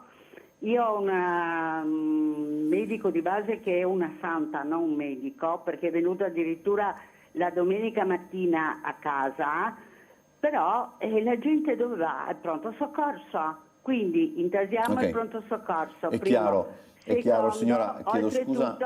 Scusate ancora un secondo. Rapido. Oltretutto rischiamo anche di prenderci qualcosa d'altro, sia pronto soccorso per adulti, sia pronto soccorso per bambini. Okay. Anche perché grazie signora, sfumiamo un attimo perché sennò... Ho capito, è chiaro, dobbiamo sfumare perché... Abbiamo la risposta, c'è Gullotta che è collegato, c'è una mail, quindi insomma abbiate un po' anche voi, siate brevi. Allora, sarò velocissima. Grazie. Allora, per quanto riguarda il maestro di italiano, non ho capito se è un italiano che fa lezioni di italiano o uno straniero. È uno straniero che fa lezioni di italiano, conosce l'italiano meglio degli altri. Allora, va bene. Allora, la signora deve sapere che allora, questa gente non può spostarsi in un altro posto se il prefetto, non è il prefetto a stabilirlo. Se gli viene offerta accoglienza, non so, accoglienza dove le associazioni non possono offrire praticamente alloggio notturno, ecco, possono solo portare degli aiuti, altrimenti possono essere anche indagati se accolgono in casa, come abbiamo già visto. Per quanto riguarda tutto quello che la signora ha detto, è inutile che mi dilungo, siamo sulla stessa linea. Mancano medici, assolutamente sì, ma sia pediatri che medici di famiglia e quant'altro in ospedale. Sentiamo Gulotta quello che ha da dirci. Sarò breve anch'io, Umberto, perché in realtà noi stiamo aspettando che arrivi qui Claudio Sterpin, che abbiamo sentito poco fa al telefono, ci ha confermato che stanno venendo proprio qui in questa zona dove 2 anni fa fu ritrovato il corpo di Liliana Resinovic. Non sarà solo, sarà assieme ad alcuni parenti di Liliana, la cugina in particolare, e altre persone, quindi fra non molto noi avremo forse la possibilità di scambiare 2 parole con lui, e in quel caso vi richiederemo la linea. Era giusto per fare solo un aggiornamento della situazione in questo luogo. A voi. Allora, grazie Bernardo, c'è una mail, ce ne sono 2. Uno dice, il signore che ha parlato del Porto Vecchio, del TLT, del Trattato di Osimo, oltre a ripetere le stesse cose ogni giorno, cosa propone di fare? E poi c'è questa mail dalla quale volevo prendere spunto per un ragionamento. Dice il signore: sono anni che non voto per non trovarmi ad avere persone come voi, penso sia in generale, ad amministrare la nostra città. Buona giornata, mai mollare con l'Ovovia. Ora, io per l'amor di Dio non voglio... Però, dicevamo prima, bisogna votare, non si fugge da questo. Io racconto sempre, prendo 30 secondi per raccontare la storia del figlio di una mia amica che studiava a Torino. Quando qualche anno fa ci fu un referendum, credo uno di quei referendum che si sapeva non superavano il quorum, questo ragazzo si è preso, la domenica ha preso il treno, è venuto da Torino a Trieste, ha votato sapendo che il referendum non sarebbe passato, e poi è tornato a Torino. Allora, secondo me questo ragazzo, che posso dire anche il nome, dico solo il nome, si chiama Giacomo, civico. È un eroe civile perché ha un senso civico. Cioè, non è corretto dire io non voto perché non sono con te. Si vota. È anche vero poi, e questo devo dire la verità, a me non piace quando alcuni politici dicono, non so, il sindaco oppure questo o quell'altro ha solo il voto del 20% dei... Cioè, non c'entra niente, ha il voto di chi lo ha votato, è la democrazia. Quindi quello secondo me è un discorso che non ha né capo né coda. Però bisogna votare. Assolutamente sì. Allora, io vorrei fare giustamente riferimento al signore che ha scritto la mail. A mio parere il signore si è dato la risposta da sé, perché ha detto io non vado a votare, però per la cabinovia mai mollar. Allora, se non si va a votare, si sta dando la delega a qualcuno di decidere per noi. Quindi, se io non vado a votare, poi non ho neanche diritto di parlare, perché io ho, come dire, fatto in modo che si realizzasse questa situazione. In questo caso parliamo della cabinovia, non è andato a votare, però adesso queste sono le persone che stanno decidendo, stanno portando avanti questo progetto. Quindi non si può dire io non vado a votare, però non mollate per la cabinovia. Chi è che non deve mollare? La politica, perché solo la politica. I comitati, come abbiamo detto, sono fatti da cittadine e cittadini che protestano, ma chiedono l'attenzione della politica, perché alla fine non deciderà il comitato. Il comitato può far vedere che c'è una volontà popolare contraria in questo caso, ma poi chi ci governa, chi amministra la città dovrà decidere. Ecco, quindi vorrei dire, signore, rifletta un po' su quello che ha scritto. Grazie per aver scritto e mi ha dato la possibilità di fare questo intervento. Benissimo il ragazzo, e a scuola insegniamo educazione civica. Cosa insegniamo? Che il voto è un diritto costituzionale ed è un diritto ed è un dovere. E allora bisogna, come dire, non bisogna essere, cioè, sudditi. Ci governano e noi dobbiamo accettare tutto quello che ci viene dall'alto. Noi dobbiamo partecipare a queste decisioni. Possiamo partecipare dando il nostro contributo alla scelta di chi poi ci governerà. Poi è ovvio, come ha detto lei, c'è la democrazia, chi ha la maggioranza non si può fare dopo il calcolo, il 7%, il 20% e così via. Allora, c'è una telefonata in linea, poi abbiamo ancora una mail sulla questione. No, ci sono due mail e una molto, molto importante. Buongiorno. Pronto? No, non c'è, forse allora. Sentiamo invece questa mail qua. Dice, l'ospite in studio è tutore di minori non accompagnati, 17enni e più, anche quelli di Piazza Carlo Alberto. Ho sentito che a Trieste ne abbiamo 500 di minori non accompagnati con costi enormi a carico dei contribuenti. Allora, intanto i minori stranieri non accompagnati sono a carico dei contributi che arrivano dalla Comunità Europea. E a carico del Comune ci sono solo coloro che, per i quali si fa la richiesta di proseguo amministrativo. Significa che sono dei ragazzi validi che hanno iniziato un percorso di studio, anche di scuole professionali, gli si dà la possibilità di continuare perché verranno immessi nel mondo del lavoro, avranno un lavoro, ecco, solo quelli, ma sono una piccolissima percentuale su questo, ma proprio pochissima, ma poi gli altri magari si adeguano, vanno a fare, insomma, lavorano senza anche un percorso scolastico. Vorrei fare un piccolo accenno anche, era stamattina sul giornale, un altro settore della sanità locale per cui Trieste era conosciuta in tutto il mondo, quello per gli interventi per il cambio di sesso. Allora, forse c'è poca informazione. Quando si parla di transessualità non si parla di persone che hanno iniziato questo percorso per sottoporsi a questo intervento, sono alzate una mattina e hanno preso una decisione del genere. Si parla in questo caso di disforia di genere. Non è una malattia, altrimenti gli darebbero l'antibiotico e curerebbero. No, si tratta di veri e propri casi in cui l'identità di genere non corrisponde con il sesso biologico e queste persone devono affrontare un lungo periodo per poi sottoporsi a questo intervento, una cosa veramente pesante, percorso sanitario, cure ormonali, anche percorso psicologico e psichiatrico per verificare la salute mentale delle persone. Ecco, affrontano anche percorsi di anni per arrivare a quel punto lì. Quindi che il fatto adesso che sia stato bloccato significa che ci sono delle persone che stanno nel limbo, che la loro vita è sospesa, non sono più né di qua né di là, o hanno iniziato una cura, cioè, e ora che cosa fanno? Comunque è una cosa grave e questa rappresentava un'eccellenza nella nostra nazione. Trieste era conosciuta in tutta Italia, venivano anche persone da fuori Italia. Allora perché non, come dire, potenziare, perché bloccare? Mi sembra che la città di Trieste stia andando indietro, c'è un degrado dal punto di vista delle opere pubbliche e dei servizi. Sentiamo, dovrebbe esserci una telefonata in linea. Buongiorno. Pronto? Pronto? Sento una colonna sonora bucolica in sottofondo, ma non risponde nessuno. Allora andiamo. Diventa tutti pronto? Calma, buongiorno. Mamma mia, sono messa ora qua, è pronto di qua, è pronto di là. Come mai? Non si senti? Ma noi sentiamo, prego. Non è mica colpa mia, eccolo. Oh, che roba, non è che si sente in America. Dai. Pronto? Prego. Ecco, Madonna mia santa. Piano. Maria santa, siamo qua due passi, non ci sentiamo.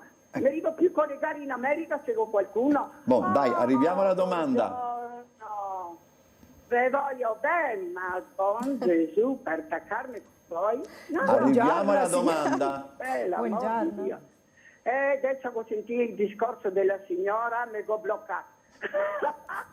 L'ascolti che gli dico. Matteo Renzi della parte della signora, vero? Sì. No, è un po' indietro la signora sì, va bene. con le informazioni. Come Va mai bene. se lui guadagna 3.270.000 euro all'anno? Ecco, questo mi domando, perché non le dà un po' ai poveri dottori che guadagnano un bianco e nero, agli infermieri, eccetera? Una vergogna, non posso credere una cosa, ma cosa? Lui è un imprenditore, cosa? Non riesco a capire dove che viene tutti quei soldi. Come si può neanche dichiarare dei soldi così?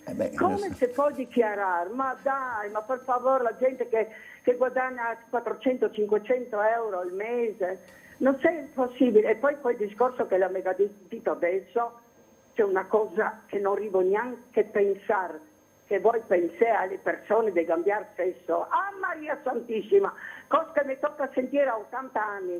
Beh, vabbè, Grazie. Ciao. Sì, idee allora, poche Matteo confuse. Renzi, va bene, non importa che in questo caso che sia del Partito Democratico o meno, il senso è, se non ha rubato, se sono soldi che si è guadagnato, poi noi non siamo il fisco, se sono stati guadagnati illegittimamente non tocca a noi verificare. Ecco, semplicemente questa è la risposta che posso dare alla signora, e non è l'unico, mi pare, che guadagni tanti soldi lì. Tony Blair. Insomma, ecco, se dipende da un guadagno lecito, se è frutto del suo lavoro, della sua professione, nessuno può dire Spieghiamo niente. che sono degli... Poi se fa del volontariato, se fa della beneficenza, non credo che debba fare un comunicato stampa. Allora, qui c'è una che non riesco a capire, devo dire la verità, ma forse magari... allora, tra le tante inestere dagli anni 90, dopo telefoni, energia, eccetera, la sanità partita con l'onda lunga dei numeri chiusi universitari. Oggi la notizia del giorno, la conferma del numero di alunni per classe, minimo 27, massimo 30. Non so però a che cosa... No, non sono informata se la riferisca. notizia dell'ultimo minuto, anche perché il numero degli alunni non viene determinato in modo standard, ma è l'azienda sanitaria che in base alla capienza di un'aula decide quanti alunni e il massimo degli alunni che può essere compreso in quell'aula. Sì, quindi sì, certo non abbiamo noi aule che possono, come dire... Sì, contenere. No, cioè, va bene, non abbiamo le aule adeguate, ma io stesso ho avuto classi anche con 28 alunni. Ecco. Eravamo in 29. No. Allora, abbiamo ancora tempo per una telefonata, se è brevissima però, prego chi è in linea. Buongiorno. Scusa, è caduta. È caduta? Allora, ecco, chiudiamo magari con questo. Dice... Chiederei all'ospite in studio cosa ne pensa del PD al governo per anni senza elezioni. Ho sempre votato, ma per qualche governo Monti, Renzi, Gentiloni, Conte 2 non è stato possibile. Ma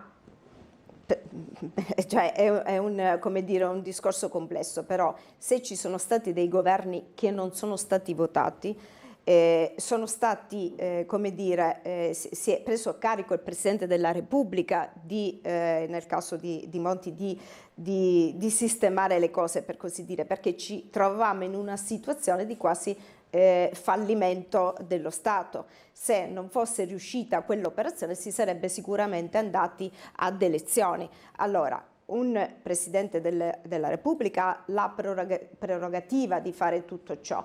E comunque quando un governo viene eletto noi abbiamo dato una delega all'interno dei nostri rappresentanti in Parlamento, quindi o c'è stata una delega o lo ha fatto in casi eccezionali il Presidente della Repubblica e rientra nei suoi poteri, ecco, nella difesa della situazione della nazione. Grazie. Per dare una risposta veloce. Grazie allora a Maria Luisa Paglia, segretario provinciale del Partito Democratico, per essere stata con noi. Buon lavoro. Grazie, buon anno a tutti grazie ancora. Grazie. Andiamo in pubblicità, poi cambiamo ospite, sarà collegata con noi il sindaco di Monfalcone, Anna Maria Cisint.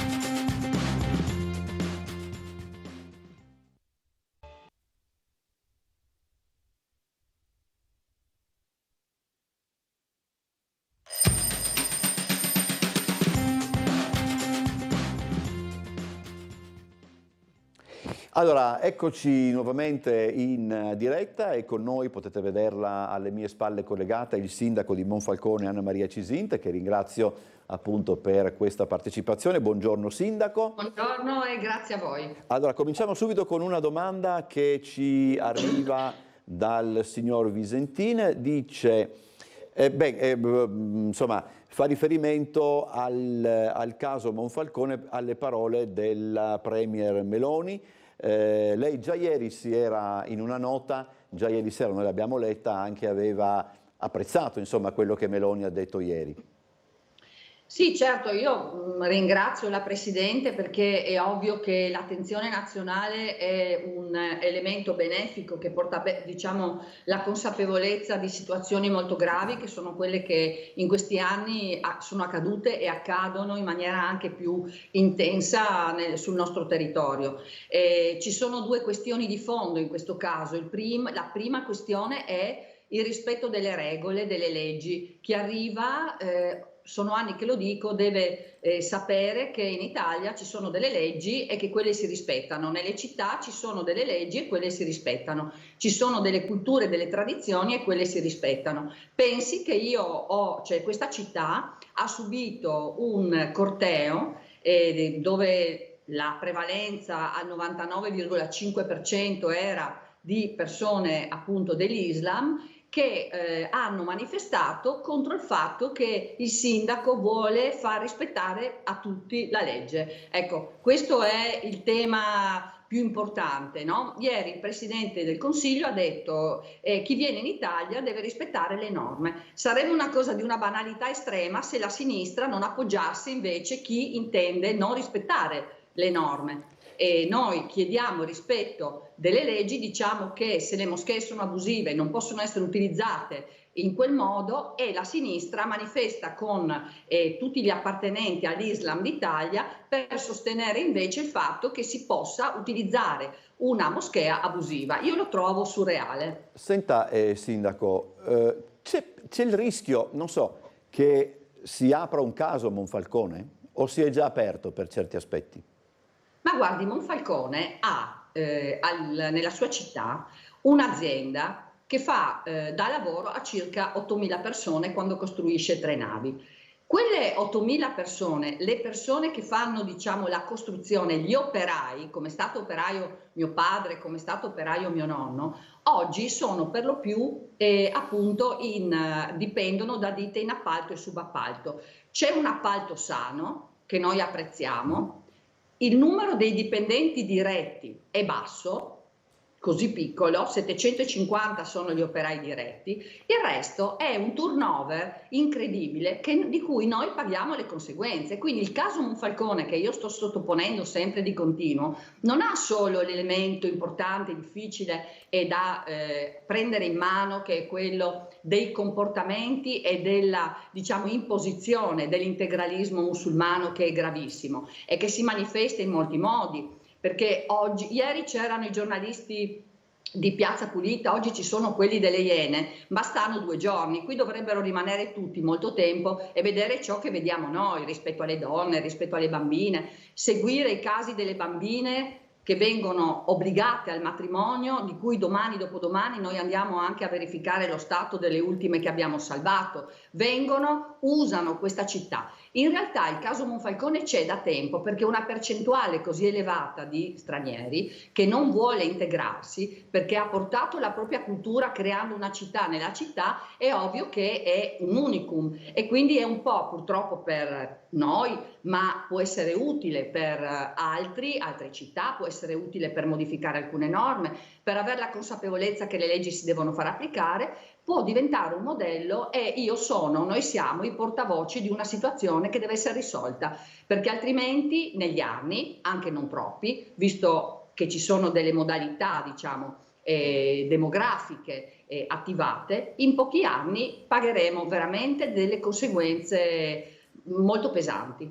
Signor Sindaco, si è sviluppata questa mattina tramite posta elettronica un piccolo dibattito per quanto riguarda la disaffezione al voto. La segretaria provinciale del Partito Democratico ha detto bisogna votare, poi dopo scegli tu per chi votare, puoi votare anche contro per certi aspetti, però l'esercizio del voto è importante. Lei nell'ultima tornata elettorale ha ricevuto, si può adesso non vorrei usare un termine che magari qualcuno potrebbe far sorridere qualcuno, ma insomma lei ha avuto una sorta di plebiscito per certi aspetti. Le dà più forza quel risultato anche in questa battaglia? Ma intanto il voto è un momento molto importante della vita della democrazia di ciascuno di noi, e quindi sì, è molto importante che andiamo ad esprimere ciò che riteniamo sia utile per tutti i livelli, il governo della città, il governo della regione, il governo del nostro paese e il governo anche dell'Europa, perché le normative europee sono diventate veramente predominanti da tanti punti di vista, quelle delle portualità, del commercio, ecco, quindi anche dell'immigrazione, della sicurezza, anche della sanità abbiamo visto, no? Quindi andare a votare è fondamentale. E sarebbe sempre molto bello che le persone riuscissero anche ad informarsi, e su questo apro una piccola parentesi. Devo dire che in questi 7 anni ho fatto un'esperienza che può anche dar fastidio a qualcuno da un certo punto di vista, però non sempre gli organi di informazione fanno, a mio avviso, il loro dovere in maniera oggettiva. E purtroppo questo genera molte volte anche l'impossibilità per i cittadini di poter avere un'informazione completa. Poi le devo dire che la forza che io sento di avere sta prima di tutto sicuramente nella consapevolezza che questa è una battaglia giusta. È una battaglia giusta come cittadina italiana, è una battaglia giusta come cittadina di questa regione ed è una battaglia giusta come cittadina di Monfalcone, che ha una consapevolezza ormai di tanti anni degli accadimenti. Lei mi dice il 73% del voto delle preferenze che lei ha ottenuto le danno forza? Questo senz'altro, ma le dirò che in questi giorni, da quando è chiaro a tutta Italia anche, no? Quella che deve essere una battaglia per il futuro del nostro paese, sto ricevendo non solo dai cittadini di Monfalcone, non solo dai cittadini del Friuli Venezia Giulia, ma sto ricevendo dai cittadini del Veneto, dell'Emilia Romagna, della Sicilia, della Campania, della Lombardia, del Trentino, un'infinità di inviti ad andare a spiegare quello che sta succedendo e di supporti via mail, via messaggi, in tutti i modi. Quindi in Italia il cittadino italiano sa e si rende conto di essere la parte debole, e io le potrei fare 1000 esempi, perché qui è vero, a partire dalla scuola per arrivare alla sanità, per toccare il discorso pensionistico e quello contributivo. Allora, c'è una telefonata, io prego il telespettatore di essere breve perché dobbiamo andare in pubblicità, e se è breve forse riusciamo anche a rispondere prima della pubblicità. Buongiorno.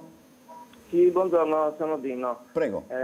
Allora, io ascoltavo la sindaca, giustamente posso condividere le sue prese di posizione, che le condivido pienamente, però vedo una mancanza da parte dello Stato che va a finire là, perché Monfalcone non è che si svegli oggi ad avere questo problema. Il problema di Monfalcone, come diceva lei, che sono 7-8 mila persone che vengono là, noi vediamo che sono subappalti, degli altri subappalti, ma queste cose dovrebbero essere regalate anche dall'amministrazione pubblica, mi scusi signor Sindaco, no? Dovrebbe prendere delle iniziative contro questi subappalti che negano lavoro ai nostri cittadini, perché quegli altri percepiscono stipendi da fame, da 4-5 euro all'ora. E perciò io dico, non è da fare adesso che abbiamo 8.000, questa battaglia qua bisogna cominciare a fare già quando avevamo 2.000-3.000, perché si sapeva che si veniva così, no? Okay. Grazie anche per la brevità e per la capacità di riassumere. Prego, Sindaco. No, sono molto d'accordo. Guardi, io sto facendo questa battaglia da sempre, abito vicino, peraltro, in una delle case che i Kosulic, che allora veramente avevano capito cos'era la responsabilità sociale di impresa, hanno costruito. Quindi io sono figlia, come ho detto prima, di chi ha lavorato all'interno di quell'azienda, e quando andavano le navi in mare c'era una festa a casa. Oggi non è più così, perché dal 2005 hanno fatto una delocalizzazione al contrario e hanno preso un'infinità di manodopera che è arrivata dai paesi più poveri. Quindi il primo tema, ma io sto facendo una battaglia assieme e devo dire sono supportata oggi per la prima volta da chi sta al governo, perché con il vice ministro Gava, con la stessa amministrazione di governo del Ministero degli Interni e del Ministero del Lavoro noi abbiamo un tavolo e proprio questo è il tema con Fincantieri. Fincantieri è a questo tavolo, abbiamo molte volte domandato che ci sia un riequilibrio di due livelli. Il primo,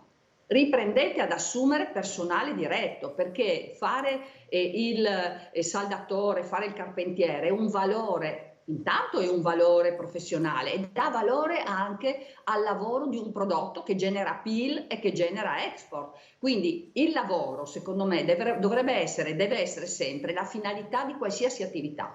È chiaro che è un'azienda che può scegliere il proprio livello di modalità produttiva. Però noi siamo da anni e adesso finalmente questo tavolo nazionale che il vice ministro Gava, che ringrazio, ha fatto partire, a cui ci stanno tutti gli attori e ha già portato un piccolo beneficio. Per la prima volta nel 2024 Fincantieri ha tornato ad assumere operai diretti. Non accadeva dal 2005. Secondo livello è la regione. Noi anche con la regione e le parti sociali abbiamo avviato un protocollo. Voglio dire, noi siamo molto consapevoli che questo è il tema numero uno e è ovvio che da persona che conosce molto bene il territorio, anche quello che succede all'interno di quell'azienda, mi spingo sempre in questo senso in maniera molto decisa.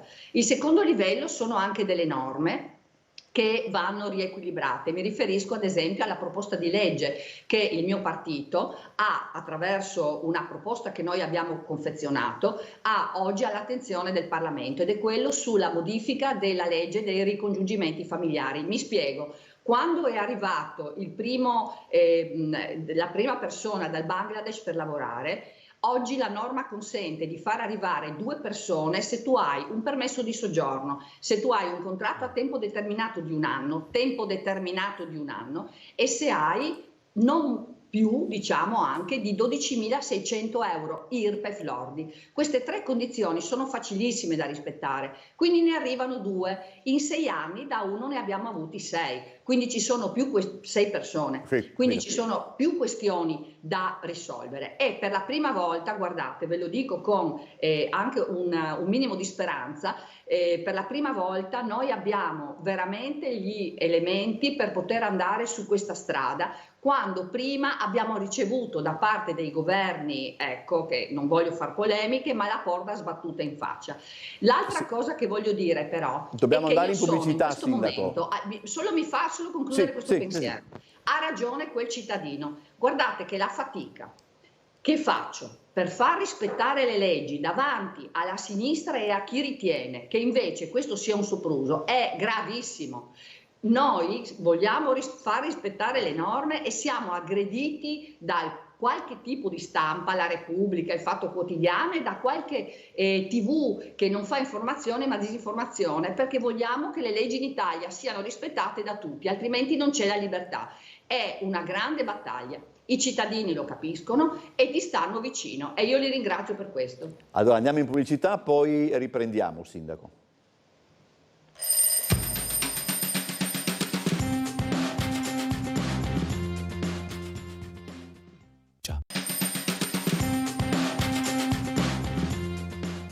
Rientriamo in studio, sempre in compagnia del sindaco di Monfalcone, Anna Maria Cisinta. Allora abbiamo, devo dire la verità, parecchie mail che la riguardano. Io vedo di andare... Allora, dunque, da cittadina italiana rispettosa delle leggi italiane non capisco la difficoltà di accettare, per chi arriva nel nostro paese, di rispettare le nostre leggi. Il corteo di islamici con le bandierine italiane mi sanno di presa in giro, non parliamo delle donne in prima fila. Dal momento in cui è finito il corteo sono tornati ad essere musulmani. Questo è uno, poi ce n'è un altro, vediamo. Il dumping salariale è colpa non dei lavoratori ma di chi li assume con un salario da fame. E ancora In Italia, se non sbaglio, non si può circolare con il volto coperto. Chiedo al sindaco Cisint se a Monfalcone c'è gente che circola con il volto coperto e se hanno il volto coperto perché non interviene la forza pubblica. Allora, intanto parto da questa, che è una considerazione che io condivido molto e per la quale anche stiamo facendo una grande attività. La legge italiana, con una norma anche antica, diciamo, che è quella dell'antiterrorismo, appunto prevede che non si debba aver il volto integralmente coperto, non si possa girare con un casco, eccetera. Poi sono intervenute alcune sentenze che sottolineano, purtroppo e secondo me sbagliando, ma non perché io sia contraria a ciò che dice il diritto, ovviamente devo rispettarlo, ma sottolineo come c'è una differenza tra l'accadimento, in questo caso normativo giurisprudenziale in Italia, rispetto ad altri paesi europei, neanche di centrodestra, dove è normato il fatto che non si possa utilizzare un velo integrale.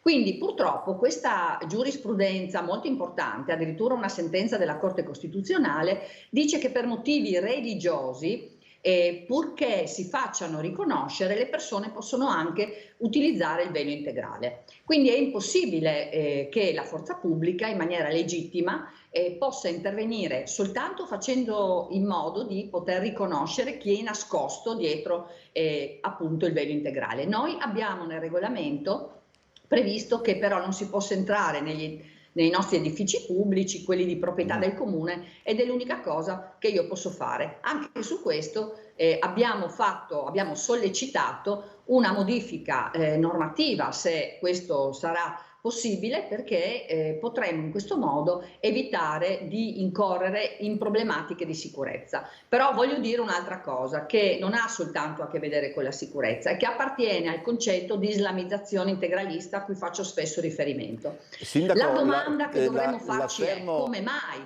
le donne stanno con il volto coperto, e stanno con il volto coperto perché gli uomini già quando hanno le figlie piccole le mandano a scuola e ritengono che questo sia un modo giusto per trattare la donna, come anche quello delle spose bambine. Quindi Sindaco, il tema è molto ampio un attimo, e va affrontato nella sua complessità. La fermo un attimo, Sindaco, poi dopo questo riprendiamo, ma c'è Bernardo Gulotta in diretta con Claudio Sterpin. Andiamo un attimo da loro. Si e poi aspetta torniamo. da queste ultime anche indicazioni che ha fatto il PM riguardo a... In realtà non c'è un buco. Io seguo meno che posso perché ogni volta che anche voi purtroppo vi seguo poco come tutti, perché sennò ogni volta in qualche maniera mi imbufalisco e non sono capace di trattenermi, per cui è anche pericoloso, e per cui non seguo meno che posso. Per stare più in piazza già mi piace poco. Mi faccio 85 fra 3 mesi. Sono le scatole piene di questo mondo. Però prima, non voglio andare via, prima di sputargli in il muso, l'ho detto più volte, a chi che si è coinvolto in questa storia, a chi che mi ha fatto passare male questi ultimi 3 anni invece che ben. Quindi sicuramente secondo lei c'è un colpevole dietro a tutta questa cosa? Ma non uno, almeno 3. Almeno 3? Uno è poco, uno non fa tutto questo lavoro da solo. Un aiuto devi averlo avuto, da portarla qua da solo uno volessi vederlo, devi essere veramente un maciste. La domanda poi è perché? E perché deve essere ritrovata? No, perché arrivare a questo?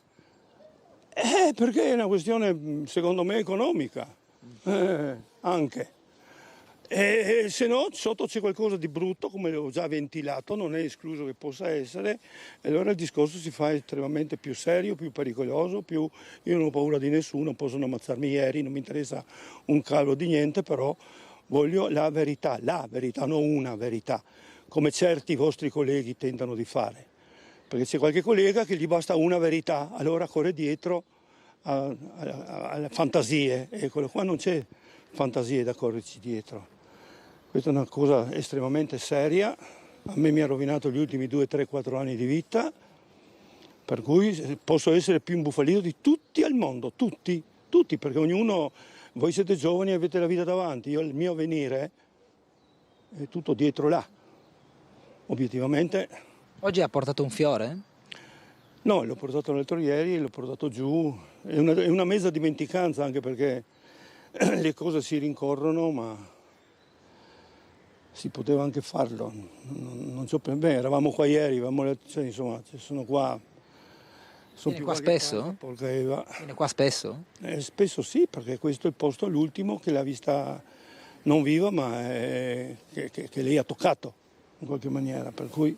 Non le tornano le tempistiche neanche a lei, Sterpin? Ma no, ma nessuna tempistica regge, cioè veramente uno deve essere orbo o volerlo fare, e il che è perfino peggio, per dire le cose che sono state dette. Insomma, lei ha sbattuto contro tutti gli alberi per fare quei segni sul viso, ma porco diavolo, ma è una cosa che grida veramente qua. Cioè, io voglio sperare che la nostra procura venga indagata. Punto. Non c'è altro. Io da cittadino voglio certezza, ma certezza pulita. Non si è suicidata. Se non eravate voi, tutti, per cui rispetto il vostro lavoro fino in fondo, questo caso era già finito 3 giorni dopo.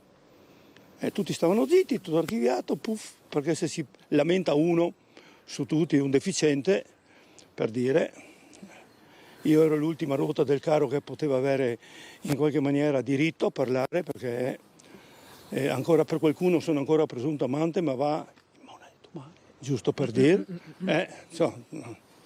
Capisci che mi sono così mona che vado a spacciarmi per amante il giorno dopo, quando che... Ma porco di chi, cioè, non sarò tanto furbo, ma così mona ancora meno. Dai. Claudio, come...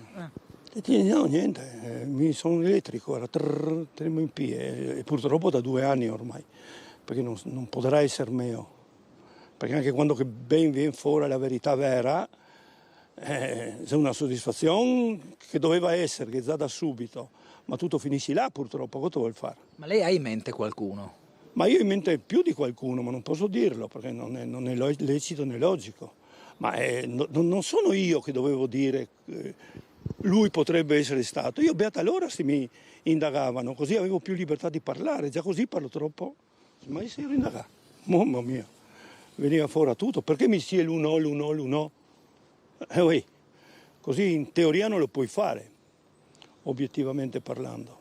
Questa è la realtà. La scossa la storia delle cantine, Ma quella è una stronzata pazzesca, io l'ho già detto, quello era un posto dove noi, per ripararsi da occhi indiscreti, oltre che via Ponderes che era la nostra sede, io ero il presidente, oltre che il pulmino che era mio, adesso l'ho passato di mano, poi non posso tenere 3 macchine a nome mio, per capirci, e avevamo anche la possibilità di utilizzare questi 2 posti, dopo sono diventate le cantine puzzolenti, come ha detto qualche stronzo di youtuber, ecco, che la portavo in cantina. Lui a casa sua, di questo tizio, non c'è l'ordine, la pulizia, il benestare che c'è in quella cantina e in quella soffitta. Tranquillo, questo lo posso gridare, perché era tutto quanto potevi buttare la pasta per terra. Tutto quando è stato piastrellato, ricoperte le pareti, portata dentro l'acqua anche se non corrente a bidoni. Tutto si può fare, basta arrangiarsi nella vita. Poi, chi attraversa il deserto come fa? Chi siete qua oggi? Tutti quelli che sono a Trieste. Cioè, lì c'è la cugina e l'amica. E c'è Gabriele Salvo che lei ha detto io passo per Piazzale Gioberti a fare cosa non ho capito, ma insomma boh. Comunque viene qua. Quelli che sono rimasti qua, stamattina alle 9 Sergio è a Roma in diretta e noi siamo in diretta con lui, questa è. E Sebastiano? Sebastiano va al bagno per conto suo. Non vi sentite? No, ma no, non ci siamo mai sentiti.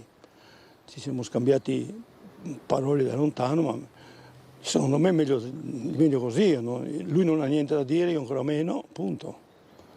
Perché non sono io quello che dovrebbe dire un qualcosa di fuori posto. Ora bisognerà pazientare ancora un po' per queste nuove indagini, no? Io voglio sperare che le indagini vengano svolte come devono essere svolte, ecco, non come quelle fino ad oggi, perché se chiamiamo indagini quelle fino ad oggi allora c'è da ridere, anzi no, da piangere ridendo o da ridere piangendo. Ma veramente, guarda, i 2 anni peggiori della vita potevano essere i migliori in assoluto, per capirci, invece è chiaro che noi avevamo preparato un domani, anche se corto obiettivamente, ma super.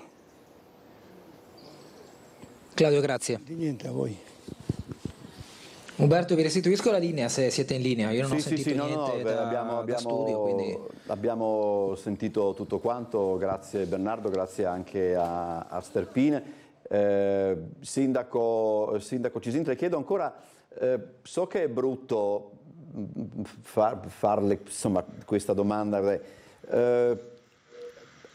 si è fatta un'idea di questo caso, la appassiona, diciamo, perché poi dopo alla fine siamo costretti anche a inquadrare il caso Resinovic da questo punto di vista.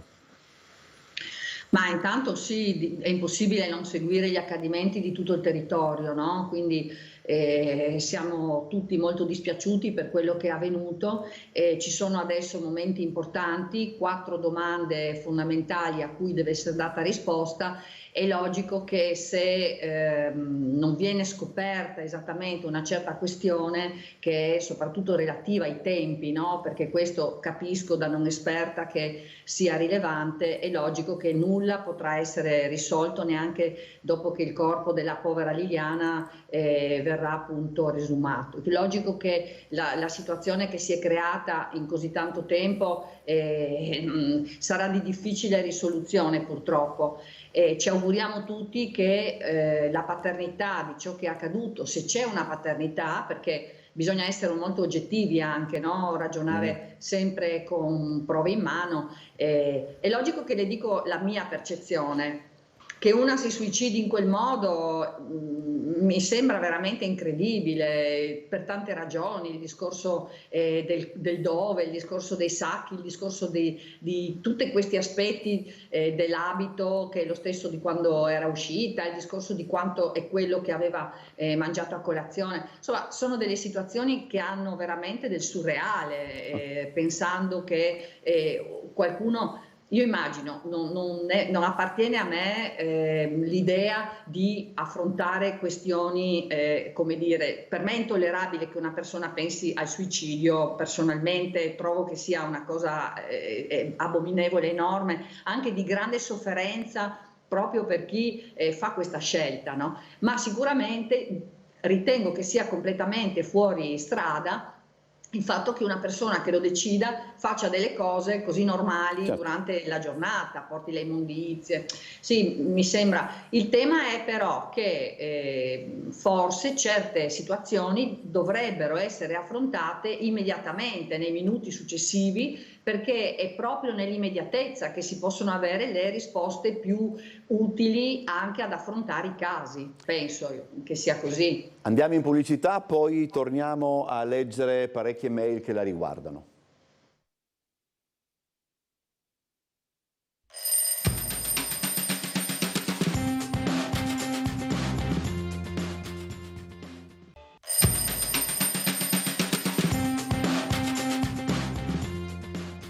Allora, rientriamo in studio, dobbiamo... no, eccola qua, è ancora con noi il sindaco di Monfalcone, Anna Maria Cisintra. Allora, c'era una mail, adesso intanto molti le chiedono se ha intenzione poi di candidarsi a sindaco di Trieste. Sappia questo. Allora, intanto ringrazio.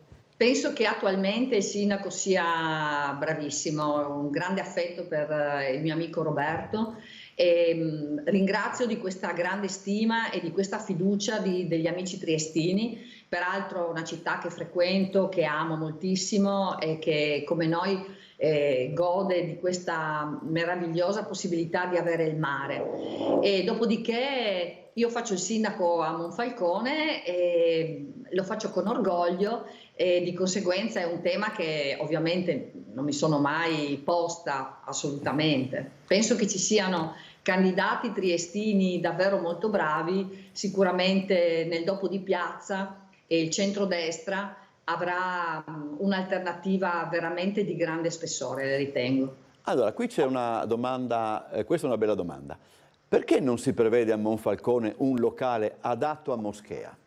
Cioè, perché non si risolve il problema da questo punto di vista?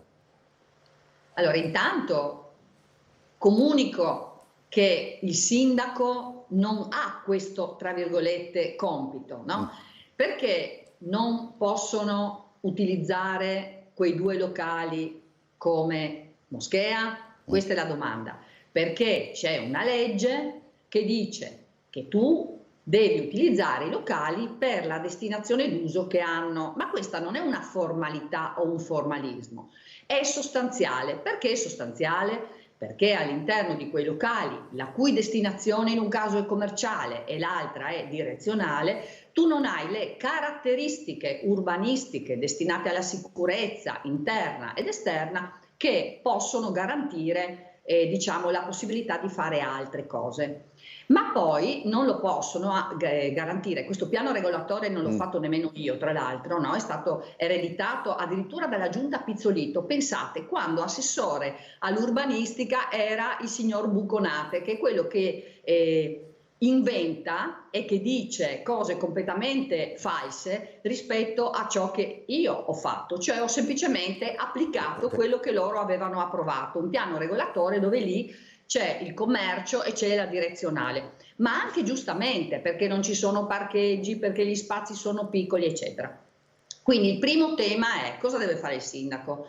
Non va a costruire una chiesa, nello stesso tempo non deve, questo è il primo, fa applicare le leggi a tutti, perché non possiamo decidere noi, quelli che possono o no applicare la norma e che tipo di norma si debba applicare. Non funziona così. Tu arrivi, questo è un principio importante, tu arrivi e la prima roba che fai, sai che in questo paese ci sono delle norme, una gerarchia delle fonti e tu le applichi. Primo elemento. Quindi mi stupisco che la domanda che non viene fatta sia questa: come mai i musulmani che hanno manifestato non vogliono rispettare la legge? Questa è la domanda vera. La seconda questione è: il piano regolatore del comune di Monfalcone, che ha 31.000 abitanti ormai, è confezionato senza che ci siano delle aree che possono essere destinate, se non, pensi che addirittura nell'area dove abbiamo la nautica e l'industria siamo arrivati ormai alla fine, cioè abbiamo pochissimi spazi.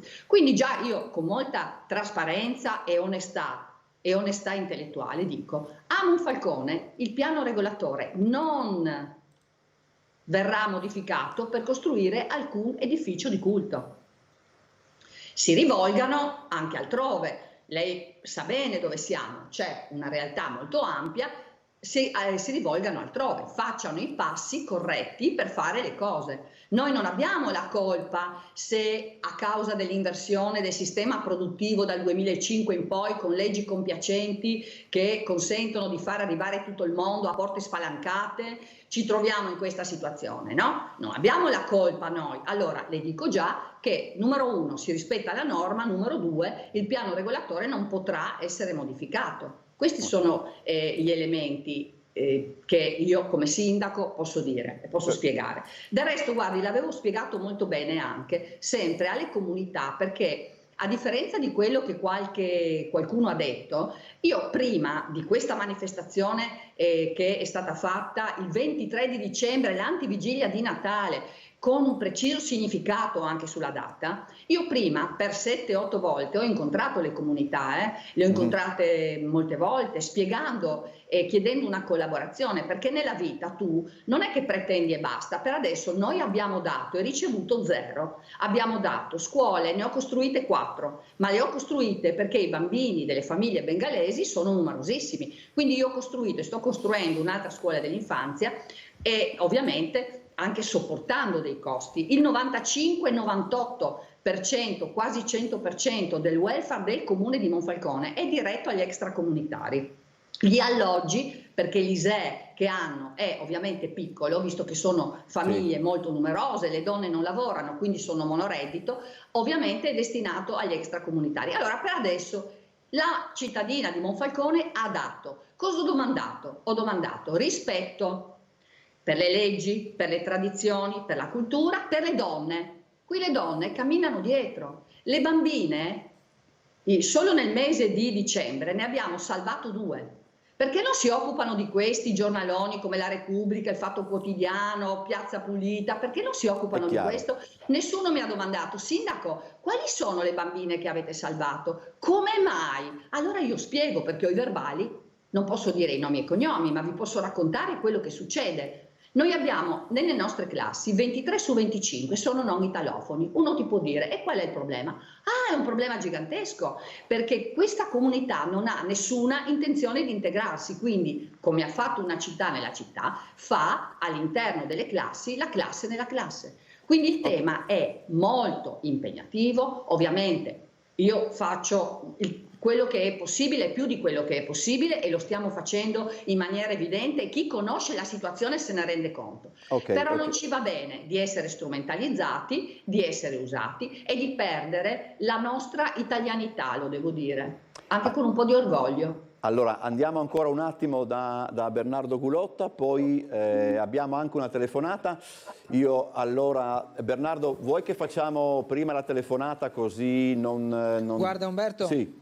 Dimmi Bernardo, ho capito che sarà breve. Sono brevissimo, sì, perché sarò brevissimo perché abbiamo sentito prima le parole di Claudia Sterpin e subito dopo, mentre eravate in pubblicità, abbiamo sentito anche le parole di Silvia, la cugina, che ha usato toni altrettanto duri per la richiesta di verità, anche accusando, diciamo, che l'apparato della giustizia e delle analisi non sono state fatte a dovere, e quindi la richiesta veramente di approfondire con serietà l'argomento, perché nessuno fra questi familiari e amici crede in un suicidio di Liliana Resinovic, bensì a una mano terza che ha contribuito a questo epilogo triste della vicenda. Noi diciamo che da qui abbiamo un po' raccolto tutto ciò che potevamo, anche perché le persone sul posto le abbiamo viste, a parte noi e le altri giornalisti e le troupe televisive, ci sono Claudio, c'è Silvia e c'è un'altra parente. Ora vediamo proprio i colleghi che si stanno attrezzando per quelle che sono le loro produzioni, ovviamente lasciamo spazio a tutti anche per non calpestarci, come dire, i piedi. Vi restituisco la linea, noi fondamentalmente da qui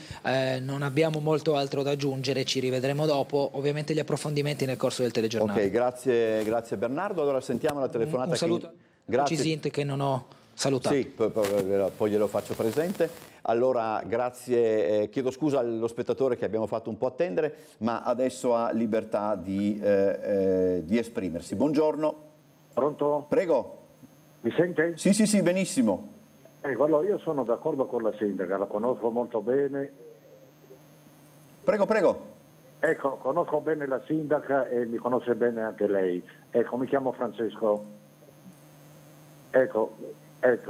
E il problema io lo conosco benissimo, le spiego solo una cosa.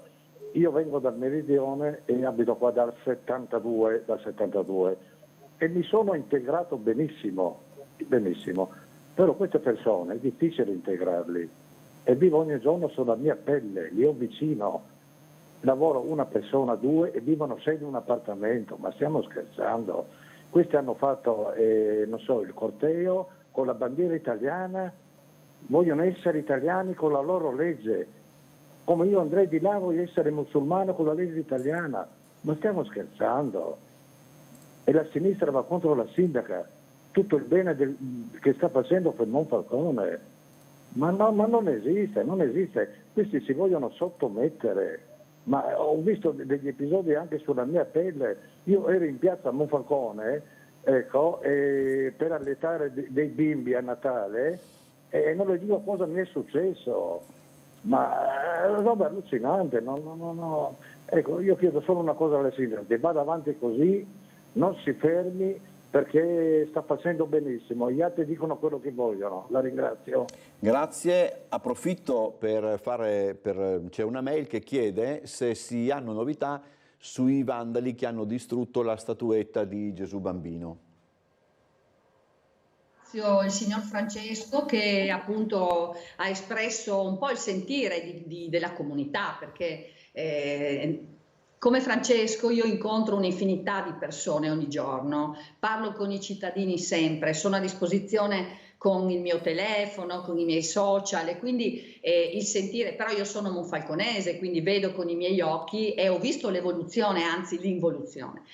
E devo dire che rispetto a quello che ha detto, ad esempio, dicono che sono italiani, il giorno della manifestazione, ma questo vale sempre, però quel giorno avevano la bandierina italiana. E io in piazza, perché ci facevamo gli auguri un po' davanti al presepe, ho fermato qualche donna e ho fermato anche dei bambini, dei ragazzi. Beh, le donne con la bandierina in mano, buongiorno signora, lei ha la bandierina italiana, non sapevano neanche che cosa fosse, non avevano idea neanche di come si rispondesse buongiorno, perché non sanno l'italiano, vanno a scuola al CPA solamente quando devono formarsi per avere la cittadinanza, ma l'interesse unico è ottenere quello. Quindi quando sei cittadino italiano e hai la bandierina dell'Italia, la prima roba che devi fare è, prima di tutto sai che siamo un paese di diritto, rispetta la legge, se no cosa tieni a fare la bandierina dell'Italia in mano se non rispetti la legge? Sei a manifestare per non rispettare la legge con la bandiera dell'Italia,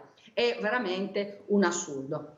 Dopodiché, come ha detto il signor Francesco, la situazione qua è veramente molto complessa e non è una trasmissione televisiva, che però vi ringrazio, che può illustrare compiutamente tutto ciò che deve essere preso in mano. Ovviamente il grido d'allarme che noi abbiamo lanciato finalmente, io da molti anni, finalmente è veramente stato recepito e oggi incominciamo a fare dei passi in avanti, perché non è più possibile che arrivino persone nelle città dove i piani regolatori sono esauriti, e quello che ha detto il signor Francesco circa il sovraffollamento è un altro dei temi. Una parte della nostra polizia locale dedica tempo, molto tempo, a fare le verifiche a seguito anche di segnalazioni ma anche di operazioni dirette, proprio perché all'interno degli alloggi in 70 metri quadrati i bengalesi sono abituati a vivere anche con 3 nuclei familiari, 2 camere, un soggiorno, 3 famiglie con una cucina e un bagno.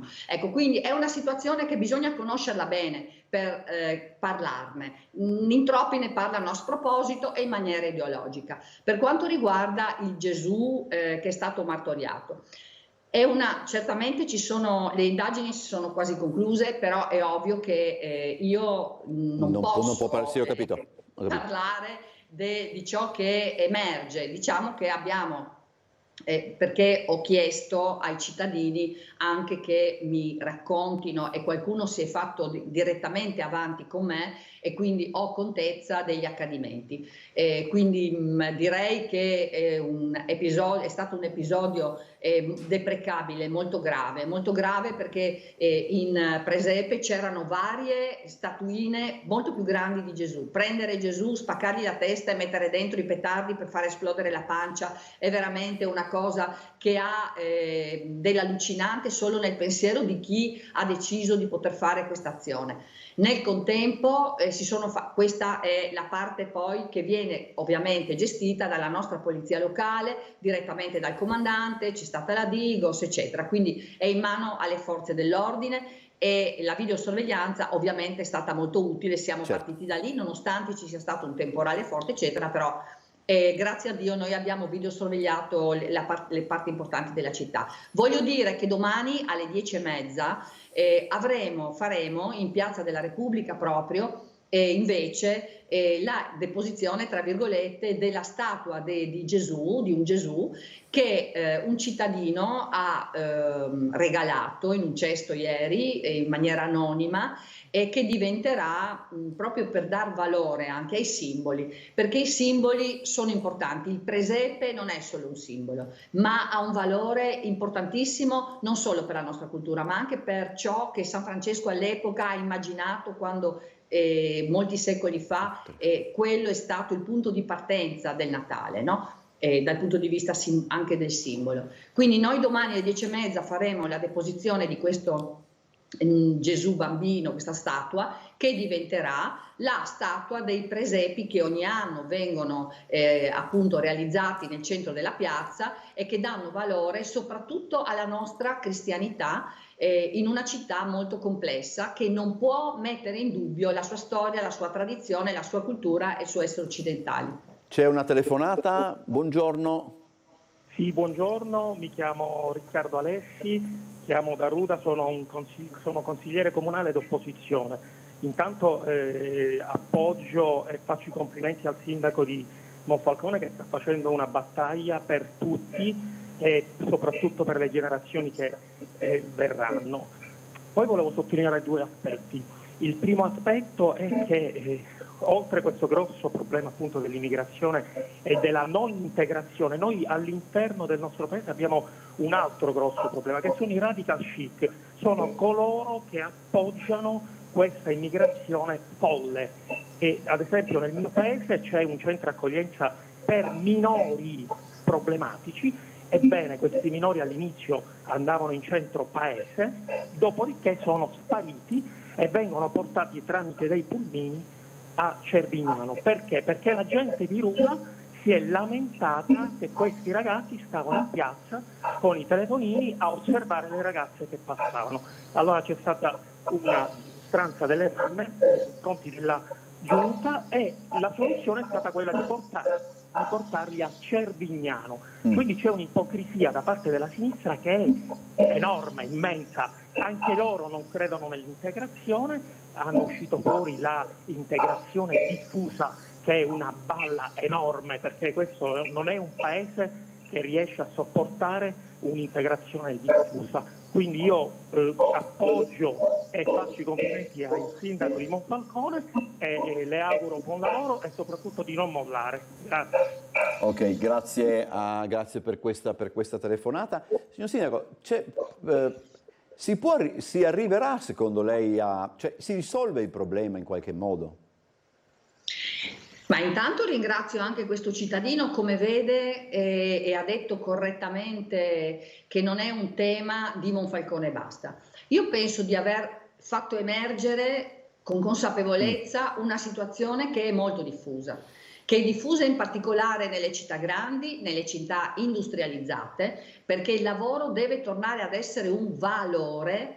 E troppo spesso in questi anni, con queste modalità di utilizzo dei subappalti che sono serviti solamente a creare dumping giuridico e salariale, stiamo subendo una immigrazione definita regolare, che però spesso non ha le regole di ingaggio adeguate, perché i comuni sono superati, sono bypassati. Cioè, come fai a non immaginare che se tu decidi di fare operazioni di questo tipo non ci siano delle realtà che possano avere i servizi, le strutture adeguate all'accoglimento di tutte queste persone che vivono una realtà diversa? Quindi è da rivedere il sistema, perché altrimenti non se ne esce, ed è da rivedere valorizzando il tema lavoro, perché il tema lavoro per tutti con la formazione adeguata eccetera può portare, per rispondere a lei, anche a una prima soluzione. Questo tavolo romano che abbiamo e che è molto importante parte da lì. Ci sono delle piattaforme ministeriali, delle piattaforme regionali, dove è evidente che non tutti oggi lavorano. E allora perché non si riesce a trovare una sintesi con un progetto di taglia corta in cui come dire, definiscono le regole per tutti, per le aziende, le regole per chi aderisce come lavoratore eccetera, affinché ci sia prima di tutto un contratto adeguato, anche diretto, cosa che io auspicherei, in modo che non si deturpi una realtà con iniezioni che quella realtà non può ricevere oltre un certo limite. Quindi, per rispondere a lei, il primo tema è questo, è il lavoro, è come viene gestito, è quello che si vuole per il futuro dei nostri giovani. L'altra questione è, e rispondo anche al cittadino di Ruda, io non mollo perché di carattere non sono una che, se è convinta di essere nel giusto, molla, ma questa è una battaglia per il futuro nostro, sì, dei nostri giovani, sì, soprattutto per il futuro del nostro paese. Quindi non mollerò e non arretrerò, perché siamo nel giusto, capisce? Le battaglie che si mollano sono quelle che si possono perdere. Questa non è una battaglia che si può perdere, perché la battaglia persa su questo, che non è ideologica, che non è partitica, che non ha un rilievo, diciamo, se non di serietà, di rispetto delle leggi del nostro paese, dei cittadini, di quelli che sono morti su questo carso per l'Italia. Quindi non mollerò, perché siamo nel giusto. Adesso io mi aspetterei invece che tutti coloro che hanno finto, che hanno detto delle falsità, che continuano a voler distruggere il nostro paese, stanno a sinistra, perché è incredibile che non riescano mai a trovare una collocazione giusta. Dicono di aver fatto la battaglia per la parità di genere, e qui la parità di genere dove sta? Se le bambine vengono minorenni mandate a sposarsi da un'altra parte, se camminano dietro e non possono lavorare, dov'è la parità di genere? Perché tutelano questa cultura che non è rispettosa anche di leggi? Perché qui le minorenni non è che si possono sposare. Ecco. Quindi il tema va preso così, va preso nella sua complessità, bisogna ragionare sull'aspetto lavoro, sull'aspetto industria, bisogna capire che ci sono delle città, i sindaci vanno interpellati, perché conoscono la loro realtà, sanno quali sono i limiti, i livelli, devono erogare i servizi. Il discorso della sanità, della salute è anche molto importante, perché se le nostre norme dicono che tu a 65 anni puoi arrivare, da quel momento hai la pensione, e noi vediamo ad esempio la nostra diabetologia e i servizi sanitari più in generale. Siamo al limite, perché questa è una città che non ha in realtà solo 31.000 abitanti, ha un territorio molto vasto, e dove c'è un porto, un aeroporto vicino, un'azienda con 8.000 persone che peraltro arrivano costantemente anche in maniera dinamica da fuori, non può avere una prospettiva futura serena. Le faccio un ultimo esempio per dire com'è complessa la questione. Il fatto di avere molti appalti e subappalti quasi completamente, no? Ben oltre l'80%, genera anche che a Monfalcone ci siano più di 240 foresterie. Cosa sono le foresterie? Sono delle case dove chi arriva, le aziende le hanno comprate, no? E chi arriva va all'interno di quelle abitazioni, magari rimane 3, 5 mesi, 6 mesi, e poi se ne torna a casa e ne arrivano altri. Noi, oltre ai residenti, quindi 7.000 bengalesi per un totale di 9.500 stranieri, quindi ben oltre il 31% della popolazione residente, noi abbiamo costantemente anche da 2.000 a 3.000 più o meno ulteriori persone che arrivano, che non sono residenti e che vivono sistematicamente in queste foresterie o a casa di compiacenti finti amici o finti parenti che li ospitano. Quindi è una situazione enorme, capirà. Di questo io ovviamente ho sempre parlato molto con il signor prefetto,